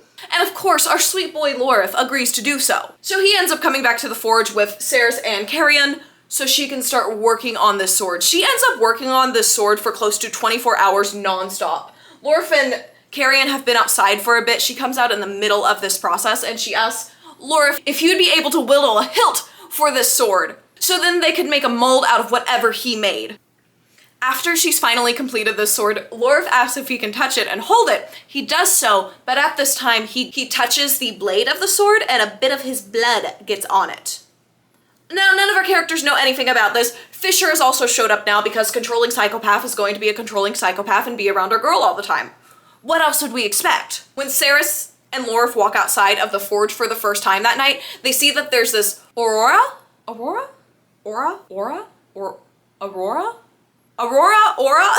They see that there's this aurora outside like the Northern Lights, but it's this beautiful pink looking magic in the sky. And Fisher explains to Ceres that they haven't seen this in thousands of years because it is a blessing from the gods. Lorif then sings a song for the sword about one of Fisher's great journeys, fight something. He finishes it, and then the sword starts talking to all of them, including Lorif and Fisher. And this is when they figure out that the sword has claimed him and has deemed him worthy of the blessing from the sword. Not Danya, the original owner, who has gotten mad at every little thing, and now they have taken her god sword and it has given a blessing to another person. I mean, let's just take a guess how she's gonna react when she finds out. She's not gonna be happy, let me tell you that much. So Lorif, nice guy over here, is panicking, like, I don't want to take her sword. She wants the sword, she's gonna be so mad. Fisher says, you've been without a good sword for 300 years, it's her turn now. And that's it for the sword. Ceres then asks Lorif about his song and if it was all real. He says, what song? What the sword meant by a song for me to keep. Why am I pointing at somebody like they're the sword? What the sword meant by a song for me to keep, it would take the song and its memory from everybody else but the Quicksilver and Ceres. And then at the end of all this, we learned that a bright light shoots out of the sword, and we learned that the blessing that has been bestowed upon the sword and Lorif is called Angel's Breath. It's a very powerful blessing of what we're told. It's kind of like lightning powers, but explosions. Yeah, that's the best way to describe it. It's kind of like lightning. Fisher then takes a completely exhausted Ceres back to his tent, gives her a bath, gets her in bed. And as he's doing this, he says, you know, you're a good thief. And then she goes, what did I steal? He only gives a slight smile, but we all know he means his heart. This book is full of cheese, what can I say? It was kind of cute. Okay, I'll give it that. As much as I want to be a hater of this relationship, it was a cute moment. They're getting a little nicer to each other. I don't hate it as much. Okay, as much. I still don't know if I like it. After she's napped for a little, she wakes up. Fisher is still asleep beside her, and she starts trying to talk to the Quicksilver that he has in his body to try to get it to come out of him and bargain with it. Very quickly, the Quicksilver explains that it is part of him. If it is removed from him, then Fisher will also die. And if Fisher dies, that Quicksilver that's in his body will die. They are one. They are connected. There's nothing she can do to separate it. Fisher finally opens his eyes, going, I was wondering when you were gonna do that. Saris thinks he's gonna be mad, but for the first time, he shocks all of us, and he's not mad at all, actually. He's very nice and goes, no, I understand. I'm thankful that you would try to help. Stop making me think you're decent people. Ren then bursts into Fisher's tent and tells them that the vampires are back at the bank again. So they both frantically start to get ready. Fisher is like, Saris, what are you doing? You're gonna stay here. And she's like, no, I'm not. And he's like, please stay here. And she's like, no, I'm not. Are you gonna command me? Because I told you if you ever command me again, I'm never going to trust you. Ever again. I will never forgive you if you do that. So he doesn't command her. He just makes her promise that she will actually listen to him if she needs to run or stay put somewhere for a bit. She agrees to this, and then they give her Solace, the sword that she originally reawoken the Quicksilver by picking up, to fight with. So now she also has a god sword. There's a decent amount of vampires on the other side of the bank, but not as many as the previous attack. There's probably only a few thousand this time instead of 50,000 like there was the past time. They're all up and down the riverbank though, so Ren, Fisher, and Saris all go to the shortest gap in the river, which is about 50 feet across, where there's some vampires on the other side that are trying to start going over the water ice. Say ice. That are trying to go over the ice. Once they're almost halfway, Fisher says, once they make it to the other side, I'm gonna take care of them. Sarah's asks, why does he have to wait for them to make it to the other side? Apparently in the Fae War, they've made rules that you can't use magic to attack in the other person's territory, or that would be a cause for a very big fight to start breaking out. Now, of course, once the, oh gosh, sorry, give the diabetic a second. Give the diabetic a second. The icebreakers have now broken the ice, but somehow the vampires are going under the water and coming up on the other side of the beach, even though they can't swim. I guess the current is just taking them there. I'm unsure of what's happening. And does this book explain? No. No, just that is something to know about this book. It will not be explaining most things for you, okay? Now, this is book 1 in a series, but I feel like I would like to know why the vampires are just somehow on the other side of the shore when they can't swim, but they're falling into the, I don't understand. I'm gonna say it's the current though, for the purposes of this breakdown recap thing. Now, Fisher, who is the most powerful out of everybody there, runs down to help where the big breach has been. He leaves Saris in Ren's hands, while there are some vampires coming up on their side of the bank as well. Saris and Ren work together. Ren is hurting them, Saris is finishing them off. One of the vampires gets past Ren and goes straight for Saris, and then, in this weird moment, she somehow knows exactly what the vampire is going to do before it gets to her. And she takes it down. Fisher has come back and goes, what just happened? And she just says, I don't know. Like, girl, you have a god sword. You know their special abilities and blessings they can give you. How is nobody connecting this? Our characters, I was about to say they're all so smart and so dumb at the same time, but honestly, they're just all really dumb. I'm so sorry. I think they collectively share like 5 brain cells. And 2 of those brain cells are only capable of saying innuendos. So there's only 3 brain cells that they can use for book smarts and stuff. It's not a lot. It's just not a lot. Now, everybody has seen Lord of Sword and Angel Breath take action in this fight as well, so they're all chanting for him, and then all of a sudden, we hear this voice yell from across the bank, King Fisher! And we look over, and we see Evelyn. She is surrounded by vampires just calmly standing beside her. Ren instantly tells her to run. She can make it to the other side of the bank. They can get her. She goes, you know I can't, and I won't. And I'm over here thinking we've got this cool plot twist. She's part of the bad guys. She's been double-crossing everybody. No, she's just been bitten by Malcolm, our head vampire, and is now what they called enthralled with him. So she basically has a timer ticking for 3 days to live before this venom that's in her from Malcolm's bite kills her. But before that, she will do literally anything she can to please him and will not try to run away from him because she just doesn't want to upset him. So she's stuck here. Malcolm's son is here. Imagine there's a little Draco Malfoy down here. Malcolm's son is on the other side of the bank with her. They notice that she has this gold chain around her neck, and it looks like Malcolm's son has the other end of this chain. So she basically has a leash. Malcolm's son is then like, my dad would be willing to make a deal, blah, blah, blah. I'm sure he would like to barter another deal at the place you made your last one. Ren asks what he wants. Fisher says he wants me. Malcolm's son replies with, not just you, there are far more interesting players on the board now. Fisher yells, he can't have her. They're all back in the meeting tent now after all this drama went down. We learned that Malcolm is the first vampire that was created by this blood oath, and it seems like he's consumed the power of other vampires that have mysteriously died throughout the years. He's just a really powerful dude. Now, they don't explain all this, but I have a feeling he's gonna be a villain for a couple more books here, so we're gonna get more time to explain more of that, hopefully. Is that me saying I'm gonna commit to reading these?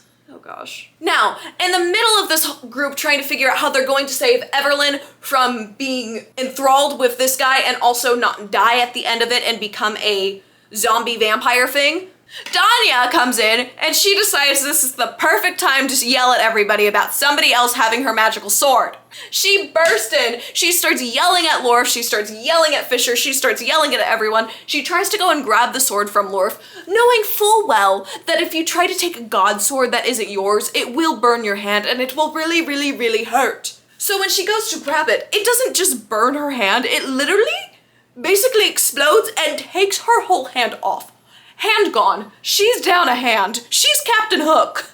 Luckily she does shut up after that happened, so that was nice. Also, after her hand exploded off, no one is trying to urgently help her. They're all like, well, that's what you get, so sucks for you. Before they go back to the palace castle thing that Fisher owns, there's this tradition that they have to do when a new warrior joins their ranks and has their first kill. So Lorf, Ren, and Fisher all go up to Sarah saying, my blood and thanks, sister. But Fisher changes it and goes, I give you my blood and thanks, Sarah's Fane. This is the first time he has said her name. We are 400 plus pages into the book, first time her name's been said by this man. And now they all portal back to the castle place. Sarah's is sitting in her normal chair at the dining room table, not really thinking about it. Danya comes in, still missing a hand, and starts lecturing her about sitting in that chair. And Sarah's is like, why is it a big deal? Trying to act nonchalant about it so she can actually get an answer. Danya then explains that that chair is reserved for the wife of the house. So the wife of Fisher. And this would normally be high fae royalty, highborn, elitist stuff.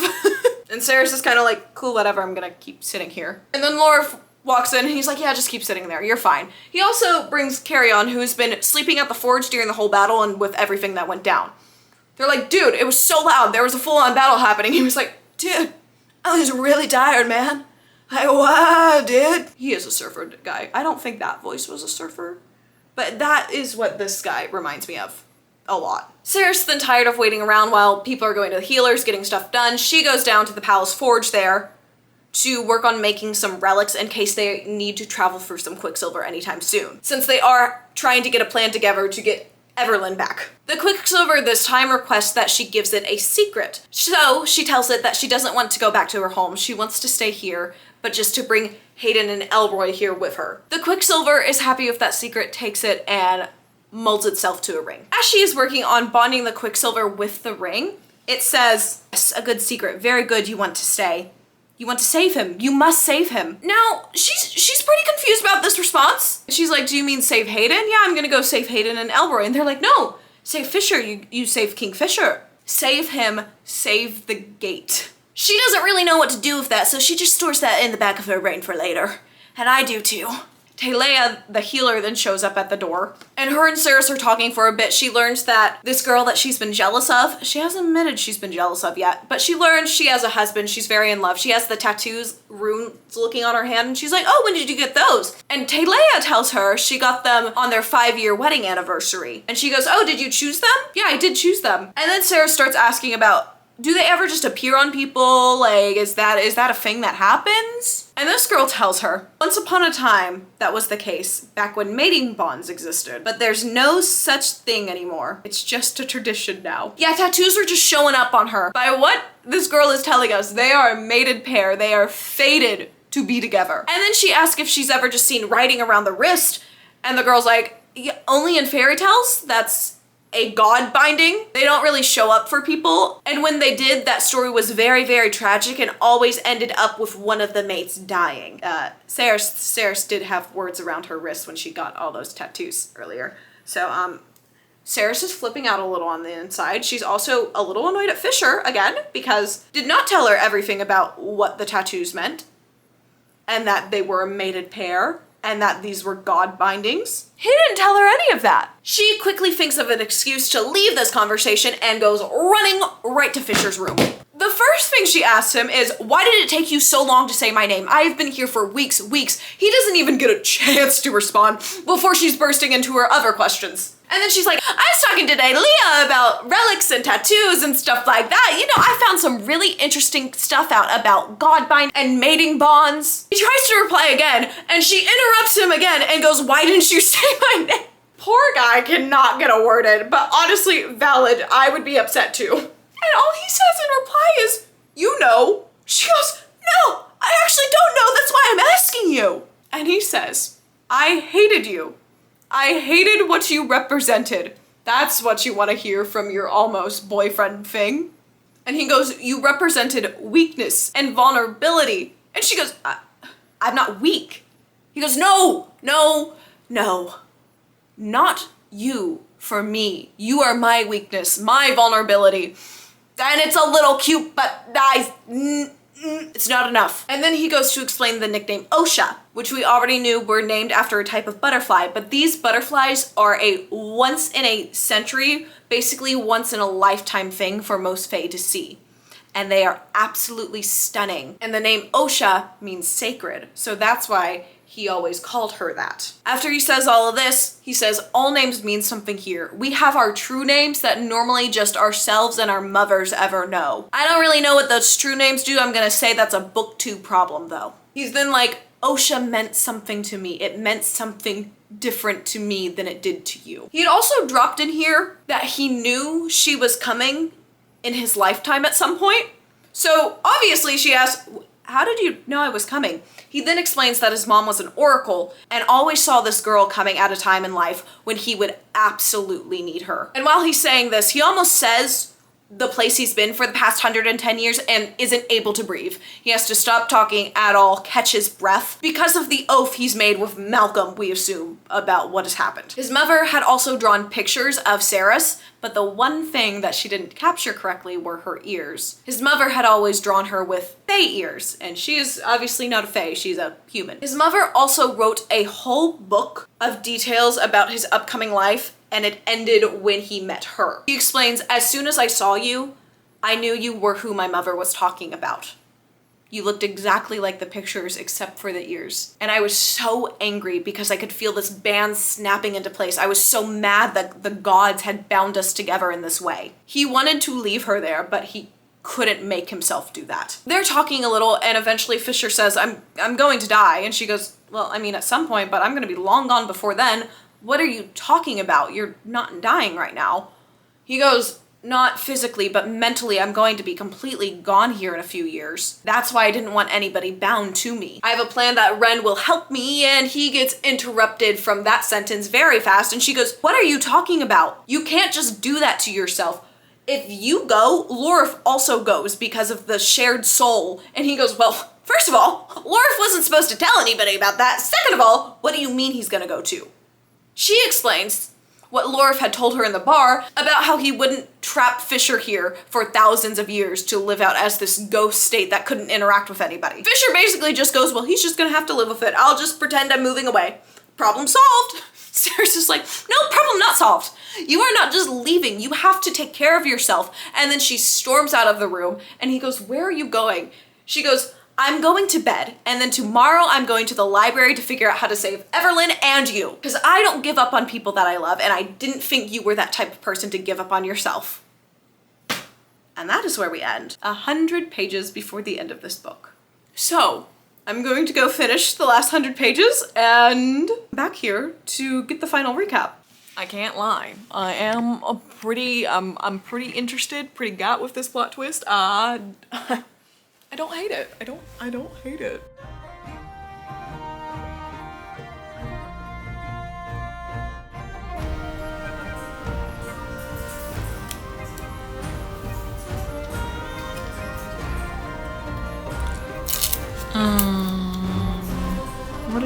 What you do, Fisher?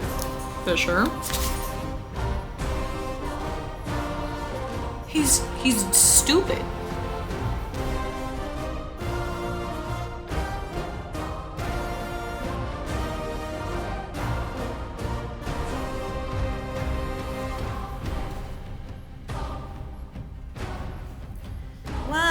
Is she dumb?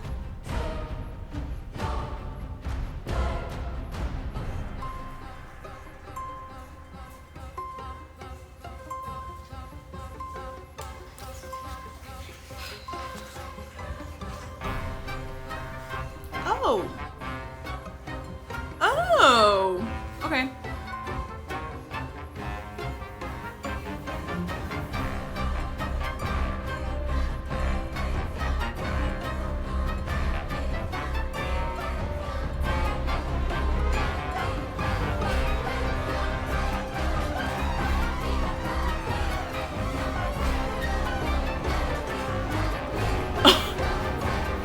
Wait a second, what?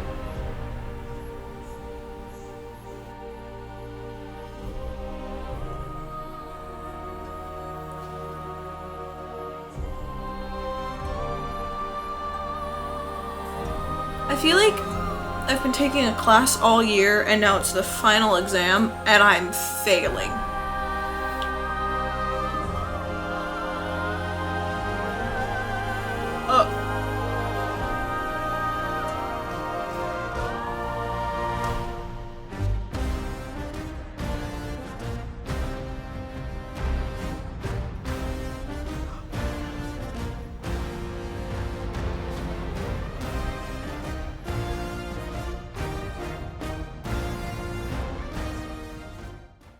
I don't know how to feel.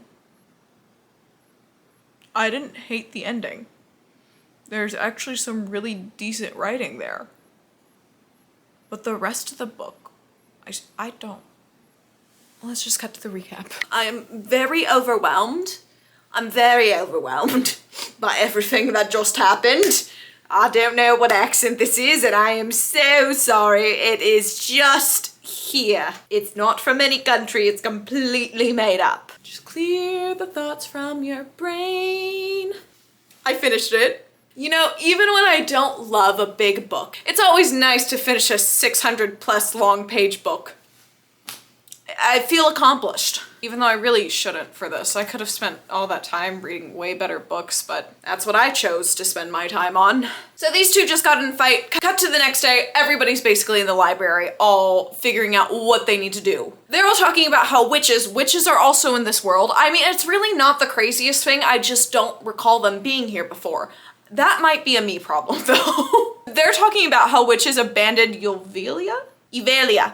They're talking about how witches abandoned Evalia. I think that's how you pronounce their country, realm, name thing. Hundreds of years ago. Ren then explains that these are the only beings that would be powerful enough to break the enthrallment that Malcolm put on Evelyn for her to live and get the venom out of her system. Our group is then discussing how strong Malcolm's venom really is, and that leads Ren to saying, great, so we not only need a witch, we need the most powerful witch ever known. They're then discussing how there's some half-witches at Fulton's Gap and there may be somebody there powerful enough to help them. So Ren and Fisher decide they're gonna go there and then Danya just commands that she's coming with them and these two nicely let her. Lorif is staying back with Saris and Carrion. These three now all come back looking a little rough. Saris asks what happened. Ren just says, Danya happened. And they basically proceed to banish her from the Kalish castle thing and send her back to the army camp, and she's not in the rest of the book. She's gone now. Ren is explaining how there was a witch powerful enough there that was willing to help them, and now Fisher is trying to convince her to still come with. Fisher a little later then hops through a portal with Isabel, the witch that will be able to get the venom out of Everlyn, hopefully with Talia's help. I don't know why I didn't print a picture off for her. She comes up like every once in a while. She's not that important, but so is Danya. They can be the same person for all it's not that big of a deal, Natalie. After everything's settled with the witch, Talia, all that good stuff, Saris and Fisher head off by themselves for the night. Fisher opens one of his portals and it takes them to the place in Ballard, the little cabin that he has there that they spent their not their first night together. They spent a night together in while he was having his nightmares. They go there, he has it all lit up with candles, it's gorgeous. They have some very magical time there for a little bit, and then cut to a little later in the night. She's asking Fisher why he got tattoos on himself this time and she didn't. He had gotten these beautiful big wing tattoos on his back. And then after Ceres begs him to explain why he only got tattoos this time and not her, and why this is the first time he's gotten them, he says, normally only one person in the bond at first will get the tattoos until the other person has accepted the bond. Meaning that Fisher has accepted their bond and is not going to break it off like he had threatened to do before. Obviously, she's very happy and they have a good little rest of the night there. Ceres then wakes up the next morning in her bed all alone. Fisher isn't anywhere to be found. She walks out, she sees that his sword is still there and there's a portal open for her, but Fisher is not there. There is just a letter waiting for her hidden under some clothes that he had left for her as well. This letter basically just says to tell Lorif to live his life, tell Ren I'm sorry, and Osha, I release you from your oath. You do not have to stay here as much as I want you to stay here and make the relics for my people. You are free to go back to your brother and your friends back in your realm. I can't wait to see you in the next life. So what Fisher has done is he is going to go trade himself to Malcolm for Everlyn, and he knows he will most likely die there. He will definitely die there. Malcolm is fed up with him. We all know this. She's obviously upset. She goes storming through the portal. Carrion is at the other side of the portal, but she doesn't really talk to him, and she just runs straight to the library and slams the letter down right in front of Ren. And Ren goes, oh my gosh, really? Stupid. He takes it a little more seriously than that, but that's basically the point. They're talking about a plan to try to get Fisher back and also have Everlyn safe at the same time. And that's when Carrion walks into the room and he's like, so do those portals like normally take a while to close? What's going on? Would we be able to use them when Ren is going to send Everlyn through a portal later today to hop back through and go to him? And everybody's like, that is actually a really good idea. Thank you, random human man that's here. That's definitely just a human man. So they make this plan. When Fisher opens this portal to get Everlyn through so they can heal her, Ceres, Lorif, Carrion, and Ren are all going to jump through the portal to save Fisher. Carrion during this time is complaining about how he doesn't have a sword, so Ceres keeps herself busy, makes him a sword. The sword just likes the joke. It likes the joke that Carrion says. He calls it Simon. This is the only sword name I can pronounce, sadly. Did I mention that Fisher's horse earlier was named Bill? This author likes really common names for things, and I want to critique it so bad. But I'm somebody who would happily name a cat Spatula, so can I really say anything about it? No. But just know his sword name is Simon. They're all back waiting in the library now when all of a sudden a portal opens from the ceiling. They weren't accounting for this. Fisher wasn't supposed to send Everlyn through until a lot later in the day, so Ceres doesn't have her sword on her. She runs to grab it. They throw Carrion through the portal. Then they throw Ceres through the portal. Everlyn says, watch out for the water. Ceres barely has time to comprehend that before she's hurtling through. She's hurtling, she sees the water below, but she doesn't have enough time to prepare herself to hit this water correctly, so she just slams into it from like 80 feet up. It's not an enjoyable experience to slam into water that hard. She should most likely be dead, but she's not. She's struggling, almost drowning for a bit, and then Lorif, who made it through the portal, grabs her and takes her to the shore. Once she's on the shore, she realizes that she is really banged up and her ribs are for sure broken. Lorif goes back to save Carrion, who is also almost drowning in this river and apparently doesn't know how to swim either, but they did grow up in a desert, so that makes sense. They're both really banged up because Carrion had no warning about the water. Ceres just didn't know how to comprehend that, and Lorif jumped in perfectly fine because he is a great golden boy over here. Lorif then gives both of them some of this herb called Widow's Bane, which is just an insanely strong painkiller and completely distracts from the pain in her ribs so she can move like normal. They take in their surroundings and they're in this, of what it sounds like they're facing out into the sea or some really big lake. And the only other way out of here is to climb up this giant cliff behind them. But luckily we know Ceres is very good at climbing from the first few chapters in this book. Carrion has those same skills, and Lorif is a Fae warrior. He's good at everything. He's good at everything. Once they all make it to the top, they see this giant amphitheater in front of them. Tens of thousands of people are in there, or hundreds of thousands. There's a lot of people in there. And Ceres hears these people chanting, "A North More," which is the thing she has heard the Quicksilver say this whole time. Carrion asks, what does that mean? And Lorif says it means release us. She's been hearing this chant over and over and over again from the Quicksilver, and now she's hearing it from these people. Strange connection. Lorif asks, what in the fifth circle of hell is this? And then a voice from behind Ceres says, this is only the first circle, but I'd be happy to introduce you from all five. It is the lead guardian that almost killed her in the first few chapters of this book. The one I thought was dead, he's back now. He doesn't look too great. He may be a vampire now, and he has some other vampires that aren't attacking him. So clearly he's friendly enough with these feeder vampires. So, I mean, he's back now. Saris is confused. I'm confused. Everyone's confused. And then our lead guardian takes them all through a different kind of portal. It doesn't feel great on her because it's a new kind of portal and not the ones Fisher was making. Not a big deal. She's fine. They walk through the portal. When she gets through the portal, she instantly sees Fisher on his knees, bloodied, looking real rough. He is torn up, armor torn up. He is not looking too good right now. They use their little mind connection to talk to each other, and Fisher's very panicked that she's here and very upset that she's here. And then this bolt of energy seems to go through him, and he starts shaking, throws his head back. His body is seizing up and straining against himself. He's being tortured in some way by some magic of what we can tell. And then we hear, "Greeting, friends, welcome. We haven't been formally introduced." And of course, it's our friend Malcolm down here. And then on his right is sitting King Belicon, and on his left is Queen Madra. We're all in this together. Once again, I'm confused, they're confused, everybody is confused. This was honestly a really good plot twist. I really enjoyed it. I was thinking these two were working together, but I didn't suspect she was. Belicon tells all of them that their god swords won't work here. There's some sort of ward that prevents the magic from working from those swords. And then Madra goes, "Oh, but it would have been fun to see them try." And they're just all in cahoots with each other, very friendly, calling each other brother and sister and just so chill about everything. And Saris goes, "How can you be okay with her being here? She closed the Quicksilver pools, don't you know that?" Belicon just goes, "Yeah, I know that. Remember, he killed Fisher's dad for closing the portals when he knew full well it was his sister Madra that closed them." And she says, "I only closed them because you sent a giant beast through to try to kill me." And he's like, "Fair, grudges fade over the centuries. It's no big deal." So our three villains all buddy-buddy, all together. It's like Avengers Endgame, but all the bad guys are together right now instead. Lorif then asks King Belicon, "How can you sit up there with them?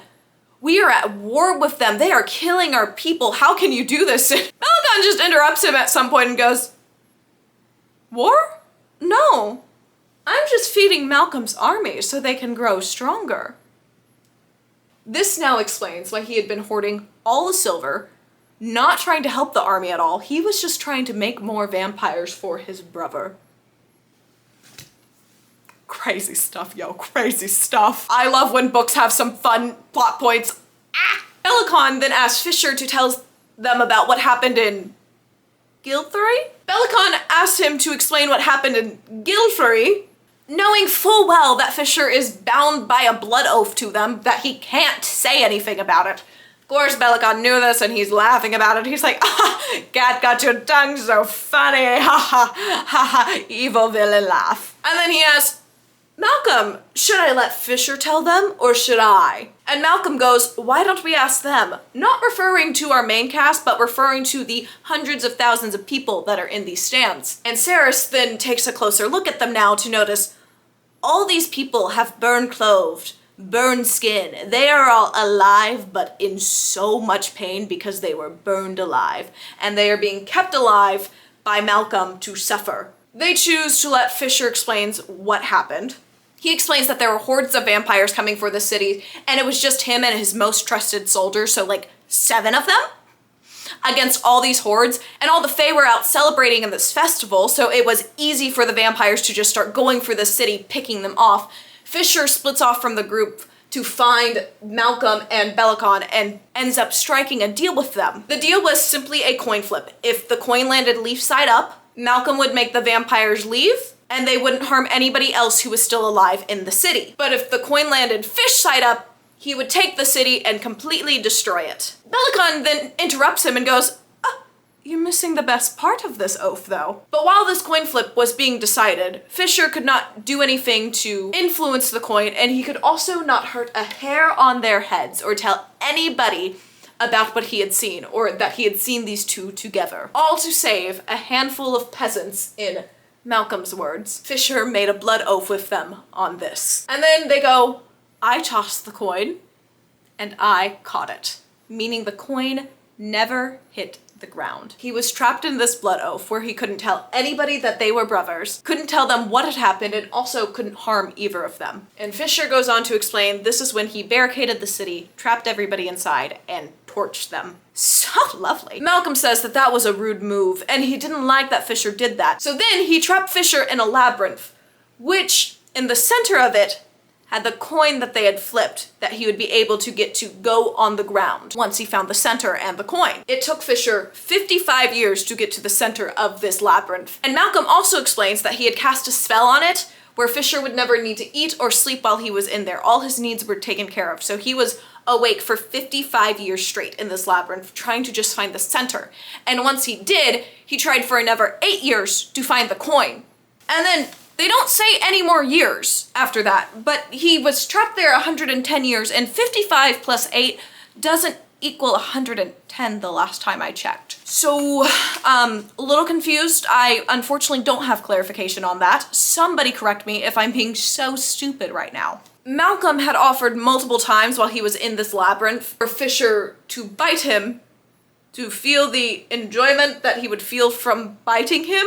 Let's just remember that biting somebody's blood for most Fae is just a thing of intimacy, so I think he was trying to sleep with him, of what I know, of what I can tell from what they're saying. Fisher had never agreed to this because the deal was if he did this and let himself go, all these people would still be trapped there in this horrible state of feeling the constant horrible burn that they had suffered by his hand. But once that Quicksilver pool opened, he jumped right in without hesitation. So Malcolm asked, why'd you do that?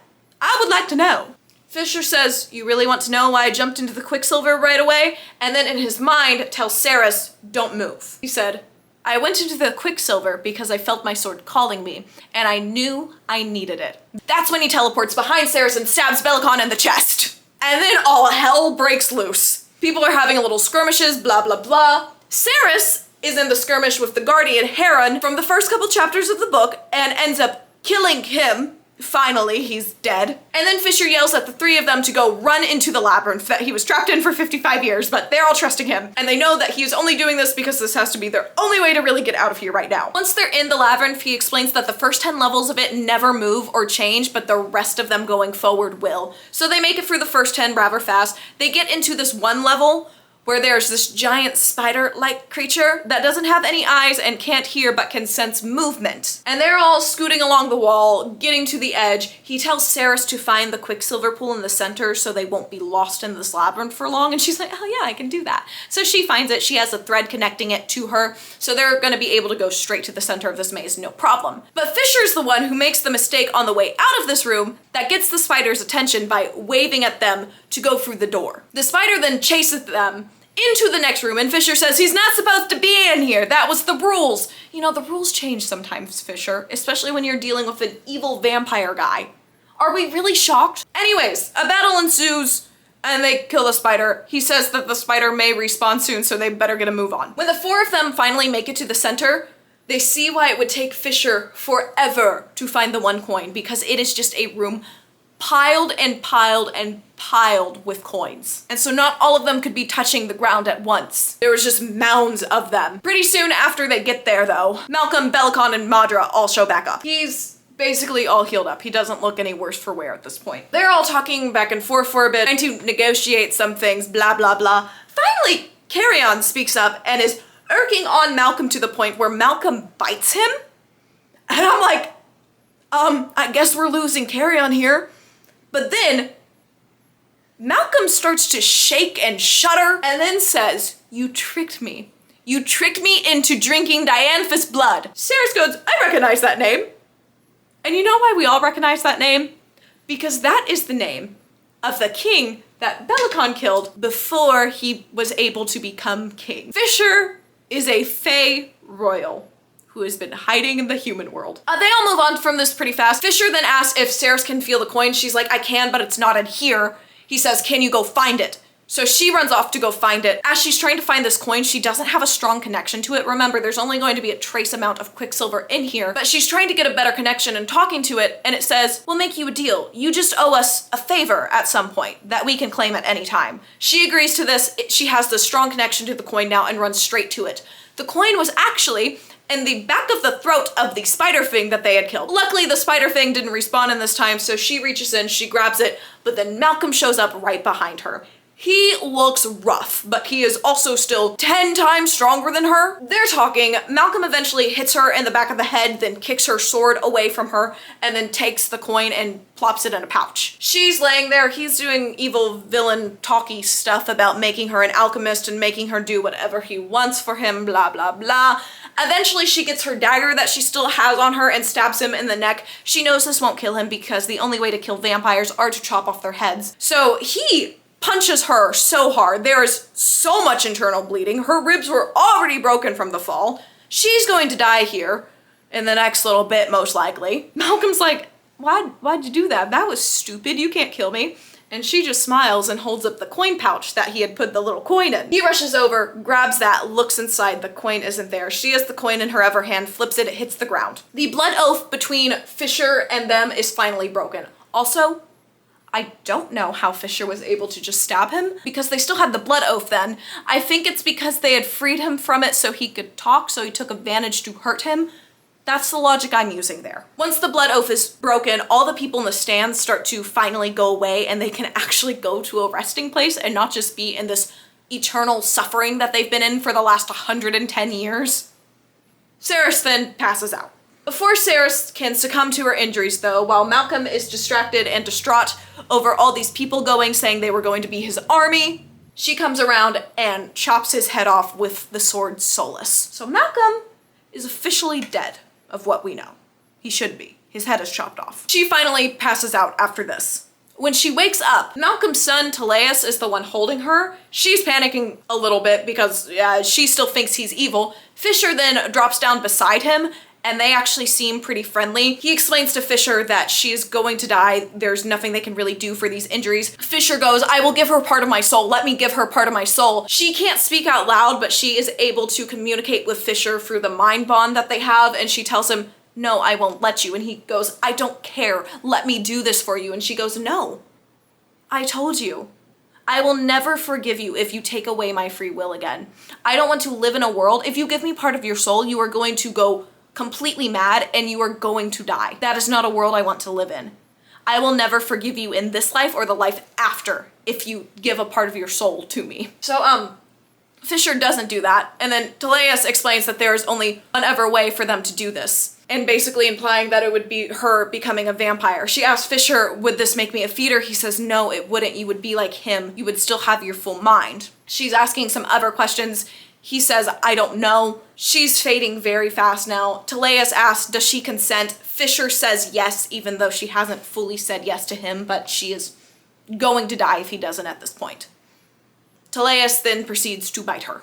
When she opens her eyes again, it looks like the sky is falling because the amphitheater is falling apart and the dome is falling as well, kind of like catching fire when Katniss destroys the arena looking scene, I guess. That's how I envision it, at least. And then the Quicksilver starts speaking to her. He is the storm. You are the peace. You must come after it. Tell me, do you believe in the fates, alchemist? Do not drift too far from the shore, Ceres Fane. Come back now. Come back. And she says, no, I don't want to go yet. Quicksilver, or whatever voice she's hearing, says, a shadow falls across Evalia. It will alter all it touches. You would rather remain here knowing that suffering and hardship looms on the horizon, that sacrifices will need to be made. And she says, yes. It says, as you wish. Then we will call in our favor, Ceres Fane. Will you honor your word and grant us your favor? She asks, what is it you require of me? And it says, we require your audience. And then it yanks her out of Fisher's hold and she just goes flying straight to the Quicksilver pool. She then comes to with these voices around her going, it's dead. Don't be ridiculous. Of course it isn't dead. How can you be so sure? She looks up. There's these two gorgeous women that look around the age of 19 or so that are just staring down at her. And then, you know, we've just been through so much serious stuff. But no, the book reminds me what this book is actually like. And it goes, the first thing they ask her is, tell us, what is it like? Ceres just goes, sorry? Tell you what's like? They go, sex with that male, our father's champion, with Fisher? And then they continue talking about that for a little bit. We couldn't even make it through like serious intense stuff without this all being brought up. They're talking about all this because they say, well, nobody else has ever visited the Corcoran. I don't really remember what that is, but it was probably mentioned somewhere, but we learned that it's the place where the gods are. And then they ask, which one of us do you worship more, Baal or Miffin? Meaning, this is the goddess that was split into two and now they're twins. We're dealing with gods now. Ceres is dealing with gods who seem to have been communicating with her through the Quicksilver. I'm sorry, I was down for the Fae, witches, vampires. I was not down for gods that have been mentioned a few times casually throughout this book. I didn't think they would be important, but now they are, so buckle up. I'm gonna do my best to explain what the heck happens in this scene. But even reading it, you are just left very confused because I know this is what they're going to be digging into in the next few books, most likely, I hope. I don't know if I can fully trust this author to actually do that, but most likely that's what's gonna be happening. They then take Ceres to see their father, which is Zareth, the god of chaos. The one Everlyn had said if the gods were to ever come back, she would hope that that one didn't. He's here now. Zareth is talking to Ceres. Oh gosh. Zareth is talking to Ceres and says, I've been watching the threads of the universe for a long time now, waiting for an alchemist like you to come along to reset and balance the universe and to clear the way for what is to come. Ceres and me are both like, what's that? We don't get any more explanation, but there is this tree that has these roots that she can see that look very well taken care of, and then all the branches have silver leaves on them. There are some dead branches, some black leaves, stuff like that. Zareth takes off a few of the black leaves and then explains that all the leaves on the tree represents entire realms. He just destroyed entire realms by taking the leaves off of this tree. Ceres is like, how many people just died? He goes, billions. Continuing on. Zareth then explains that Ceres was supposed to have been born Fae. Yep, but he had done everything he could to keep her and Fisher separated, but they always ended up together. Ceres, of course, asks, why were you trying to keep us separated? There's no good way for me to sum this up, so let me just read this. In nature, there is a counterweight to everything, child. Light has darkness, life has death, joy has sorrow, and good has evil. That law applies no matter which realm you exist in. Threads like you and Kingfisher that are drawn together and cross on an axis create a well of power. The energy the two of you draw together attracts an equal and opposite counterweight. Every possible future where the two of you are together ends with the vast majority of the tree dying. None of us can foresee any other way. She's like, so you're saying that Fisher and me are responsible for the end of the universe? The end of existence? Zareth just goes, nah, not personally. She asks, does Fisher know any of this? He goes, nah. He then explains that Fisher was rude, so he made an enemy as his family. Just so we all know that. Seems like normal Fisher behavior there. He also explains that Kingfisher was only allowed to live because he demanded it. He explains that he had spent plenty of time looking into all the outcomes that would happen because of these two meeting, and none of them prevailed in good, but there were some that prevailed in uncertainty. She goes, uncertainty? Sorry? Uncertainty? And this god goes, there's pathways that are blocked from even my knowledge. Who knows? There is one common factor in all the uncertain outcomes, and it was if her and Fisher fought by each other's side, God-bound. Explains that these oath marks both of them as his wards, and also protects them and hides them from the other gods, because they don't want to take a gamble on the uncertain paths that may happen. They don't want to gamble that those will be good. They think they will be very, very bad and want to take Fisher and Ceres out. He then goes on to explain that the only way for her to protect Fisher is to accept being Fisher's mate. I hate the word mate. Moving on. She's hesitant on this for some reason, but eventually obviously agrees to do this and gets sent back to the normal reality, away from the gods. So now with them being bonded and being the gods' wards, none of the other gods have access to them, and now Zareth doesn't even have access to see their futures or change the outcome of anything. It is completely up to these two now. Anyways, now she's back in the human world. She wakes up in a bed. You know, were you thinking you'd get more clarity on the god situation? No. No. That's not happening in this book. Let me stop you from thinking that right now. Anyway, she wakes up. She screams for Fisher. He's not there. She then gets out of the bed. There's a bucket by the bed. She vomits straight into that. Peleus, I've been saying it so wrong. I'm so sorry. Pelideus then says they call it the Great Purge. He explains that her body has gone through a lot of changes, and he remembers this feeling for when he transitioned. She goes, transitioned? What are you talking about? He's like, you know exactly what I'm talking about, don't you? Then she remembers that she is now a vampire. Like, I knew Bella was gonna be a vampire. The first one I did a full-on deep dive recap to, but I didn't know that the second one I would do, she would also end up becoming a vampire. Anyways, back to the point. She goes and looks in the mirror. Nothing has really changed, but her ears are now pointed.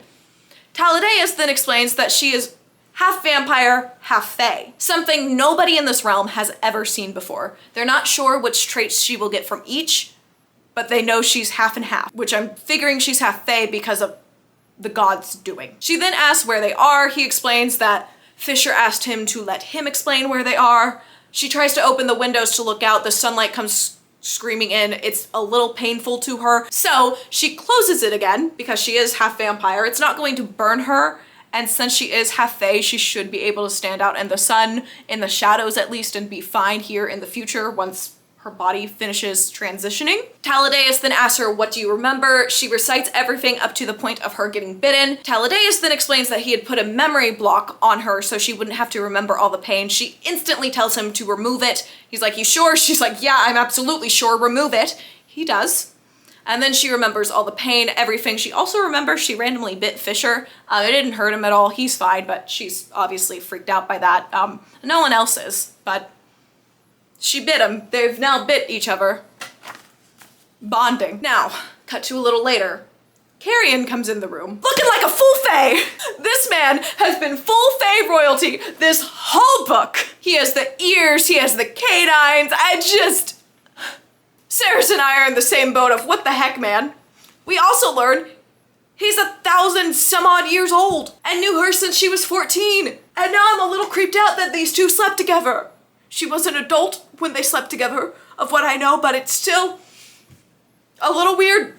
Not that weird, I guess. It's not that bad. It's just, have I mentioned I don't like age gap romances? He explains that his grandma was a ward of sorts. She wasn't the first one that brought him there, but all the women in his family through the years took care of him one after another, and that's who he was living with. That's why he also had the Fae books, because Fisher's father was the one that brought him there and brought the Fae books so he would be able to know about his people and to hopefully come back to them and be prepared for it whenever he could. He then asks, don't you want to know why my blood affected Malcolm like that? She's like, yeah, Lorif already stopped in here earlier and told me. Just Lorif stealing all of his thunder, which is a little funny, I can't lie. And she explains what Lorif told her was, he said that your father's blood was used to create the blood curse that allowed Malcolm to become a vampire, and that a vampire can't drink from the living member of the bloodline that created them, nor can they enthrall them. He said that drinking from you should have killed Malcolm instantly, but because he had lived for so long, he was too powerful. She also explains that Lorif explained that this was the reason that Malcolm had Belicon kill his parents, because he wanted to be able to have full control and not have to worry about the bloodline problem of not being able to kill them, but now he's dead, so joke's on him, I guess. Fisher then finally walks in the room. Carrion's like, you want me to stay? Fisher says, get out. I want to be alone with my mate. Just offers, please? Please, can we not use the word mate? I don't know why. It gives me the ick. It gives me the ick real bad. Okay, but we're just gonna accept it. They're mates. She asks him, are you going to miss calling me little Osha? And he goes, you will always be sacred to me. Fine, it's cute, it was cute. I'll admit it. For the first time ever, they had a decent little dialogue. She then looks into his eyes and notices there is far less Quicksilver there. He explains that Isabel and Talia had been able to figure out a way to get some of the Quicksilver out of him, or at least controlled in him by working together. He would have to do 1,000,000 sessions, he says, to get this completely under control, but it was going to work, and he was going to be able to live, and they were going to be able to have their happily ever after. And Saris is on that line of thought, and she's like, but that means, and Fisher says, one foot in front of the other. Let's make it through today, and then tomorrow, and then the day after. That one will be particularly Particularly. Oh, well, we're not saying that word right today, are we? I love when my brain just decides, nope, you don't get to say that word today. So that one will be particularly interesting. Particularly? I know it's not right, okay? I can't say it right now. I don't know why. And she goes, what? What happens the day after tomorrow? And this is where Fisher explains to her that Malcolm did not have an heir to the throne. He also had not selected anybody to be an heir to the throne. So by vampire and Fae logic, whoever killed Malcolm is now the heir to the throne, and that is Saris, and she is half vampire, so she is now going to be the vampire queen / the queen of Xanazroth. That is where we end book 1 of a series that I believe is called Fae and Alchemy. Also, I'm pretty sure at some point earlier here I said that he said he was in hell, and I thought that was literal. That was, I'm stupid. Oh gosh. And that brings us to the end of the Quicksilver journey. I have done 2 book series deep dives, and both of them so far have ended in the main character becoming a vampire. If this happens in the 3rd series I'm doing a deep dive on, I quit right then and there. No, but seriously, thank you so much for watching this whole video. If you like content like this, hit that subscribe button, like this video, and comment some other books you would want to see me do some recaps / deep dives with. I love doing these so much. They stress me out just a little, but I love doing them. And let's set a crazy goal of, if this video gets 500 likes, I will continue doing recaps for the rest of this series. Actually, maybe just don't like this video, and so I can live in ignorant bliss. But if you want to see me suffer through another one of these books with an insane amount of innuendos, I guess you can do that too. That's fine. I didn't have to tear the wall down this time, so I think that's a win. See you in the next one.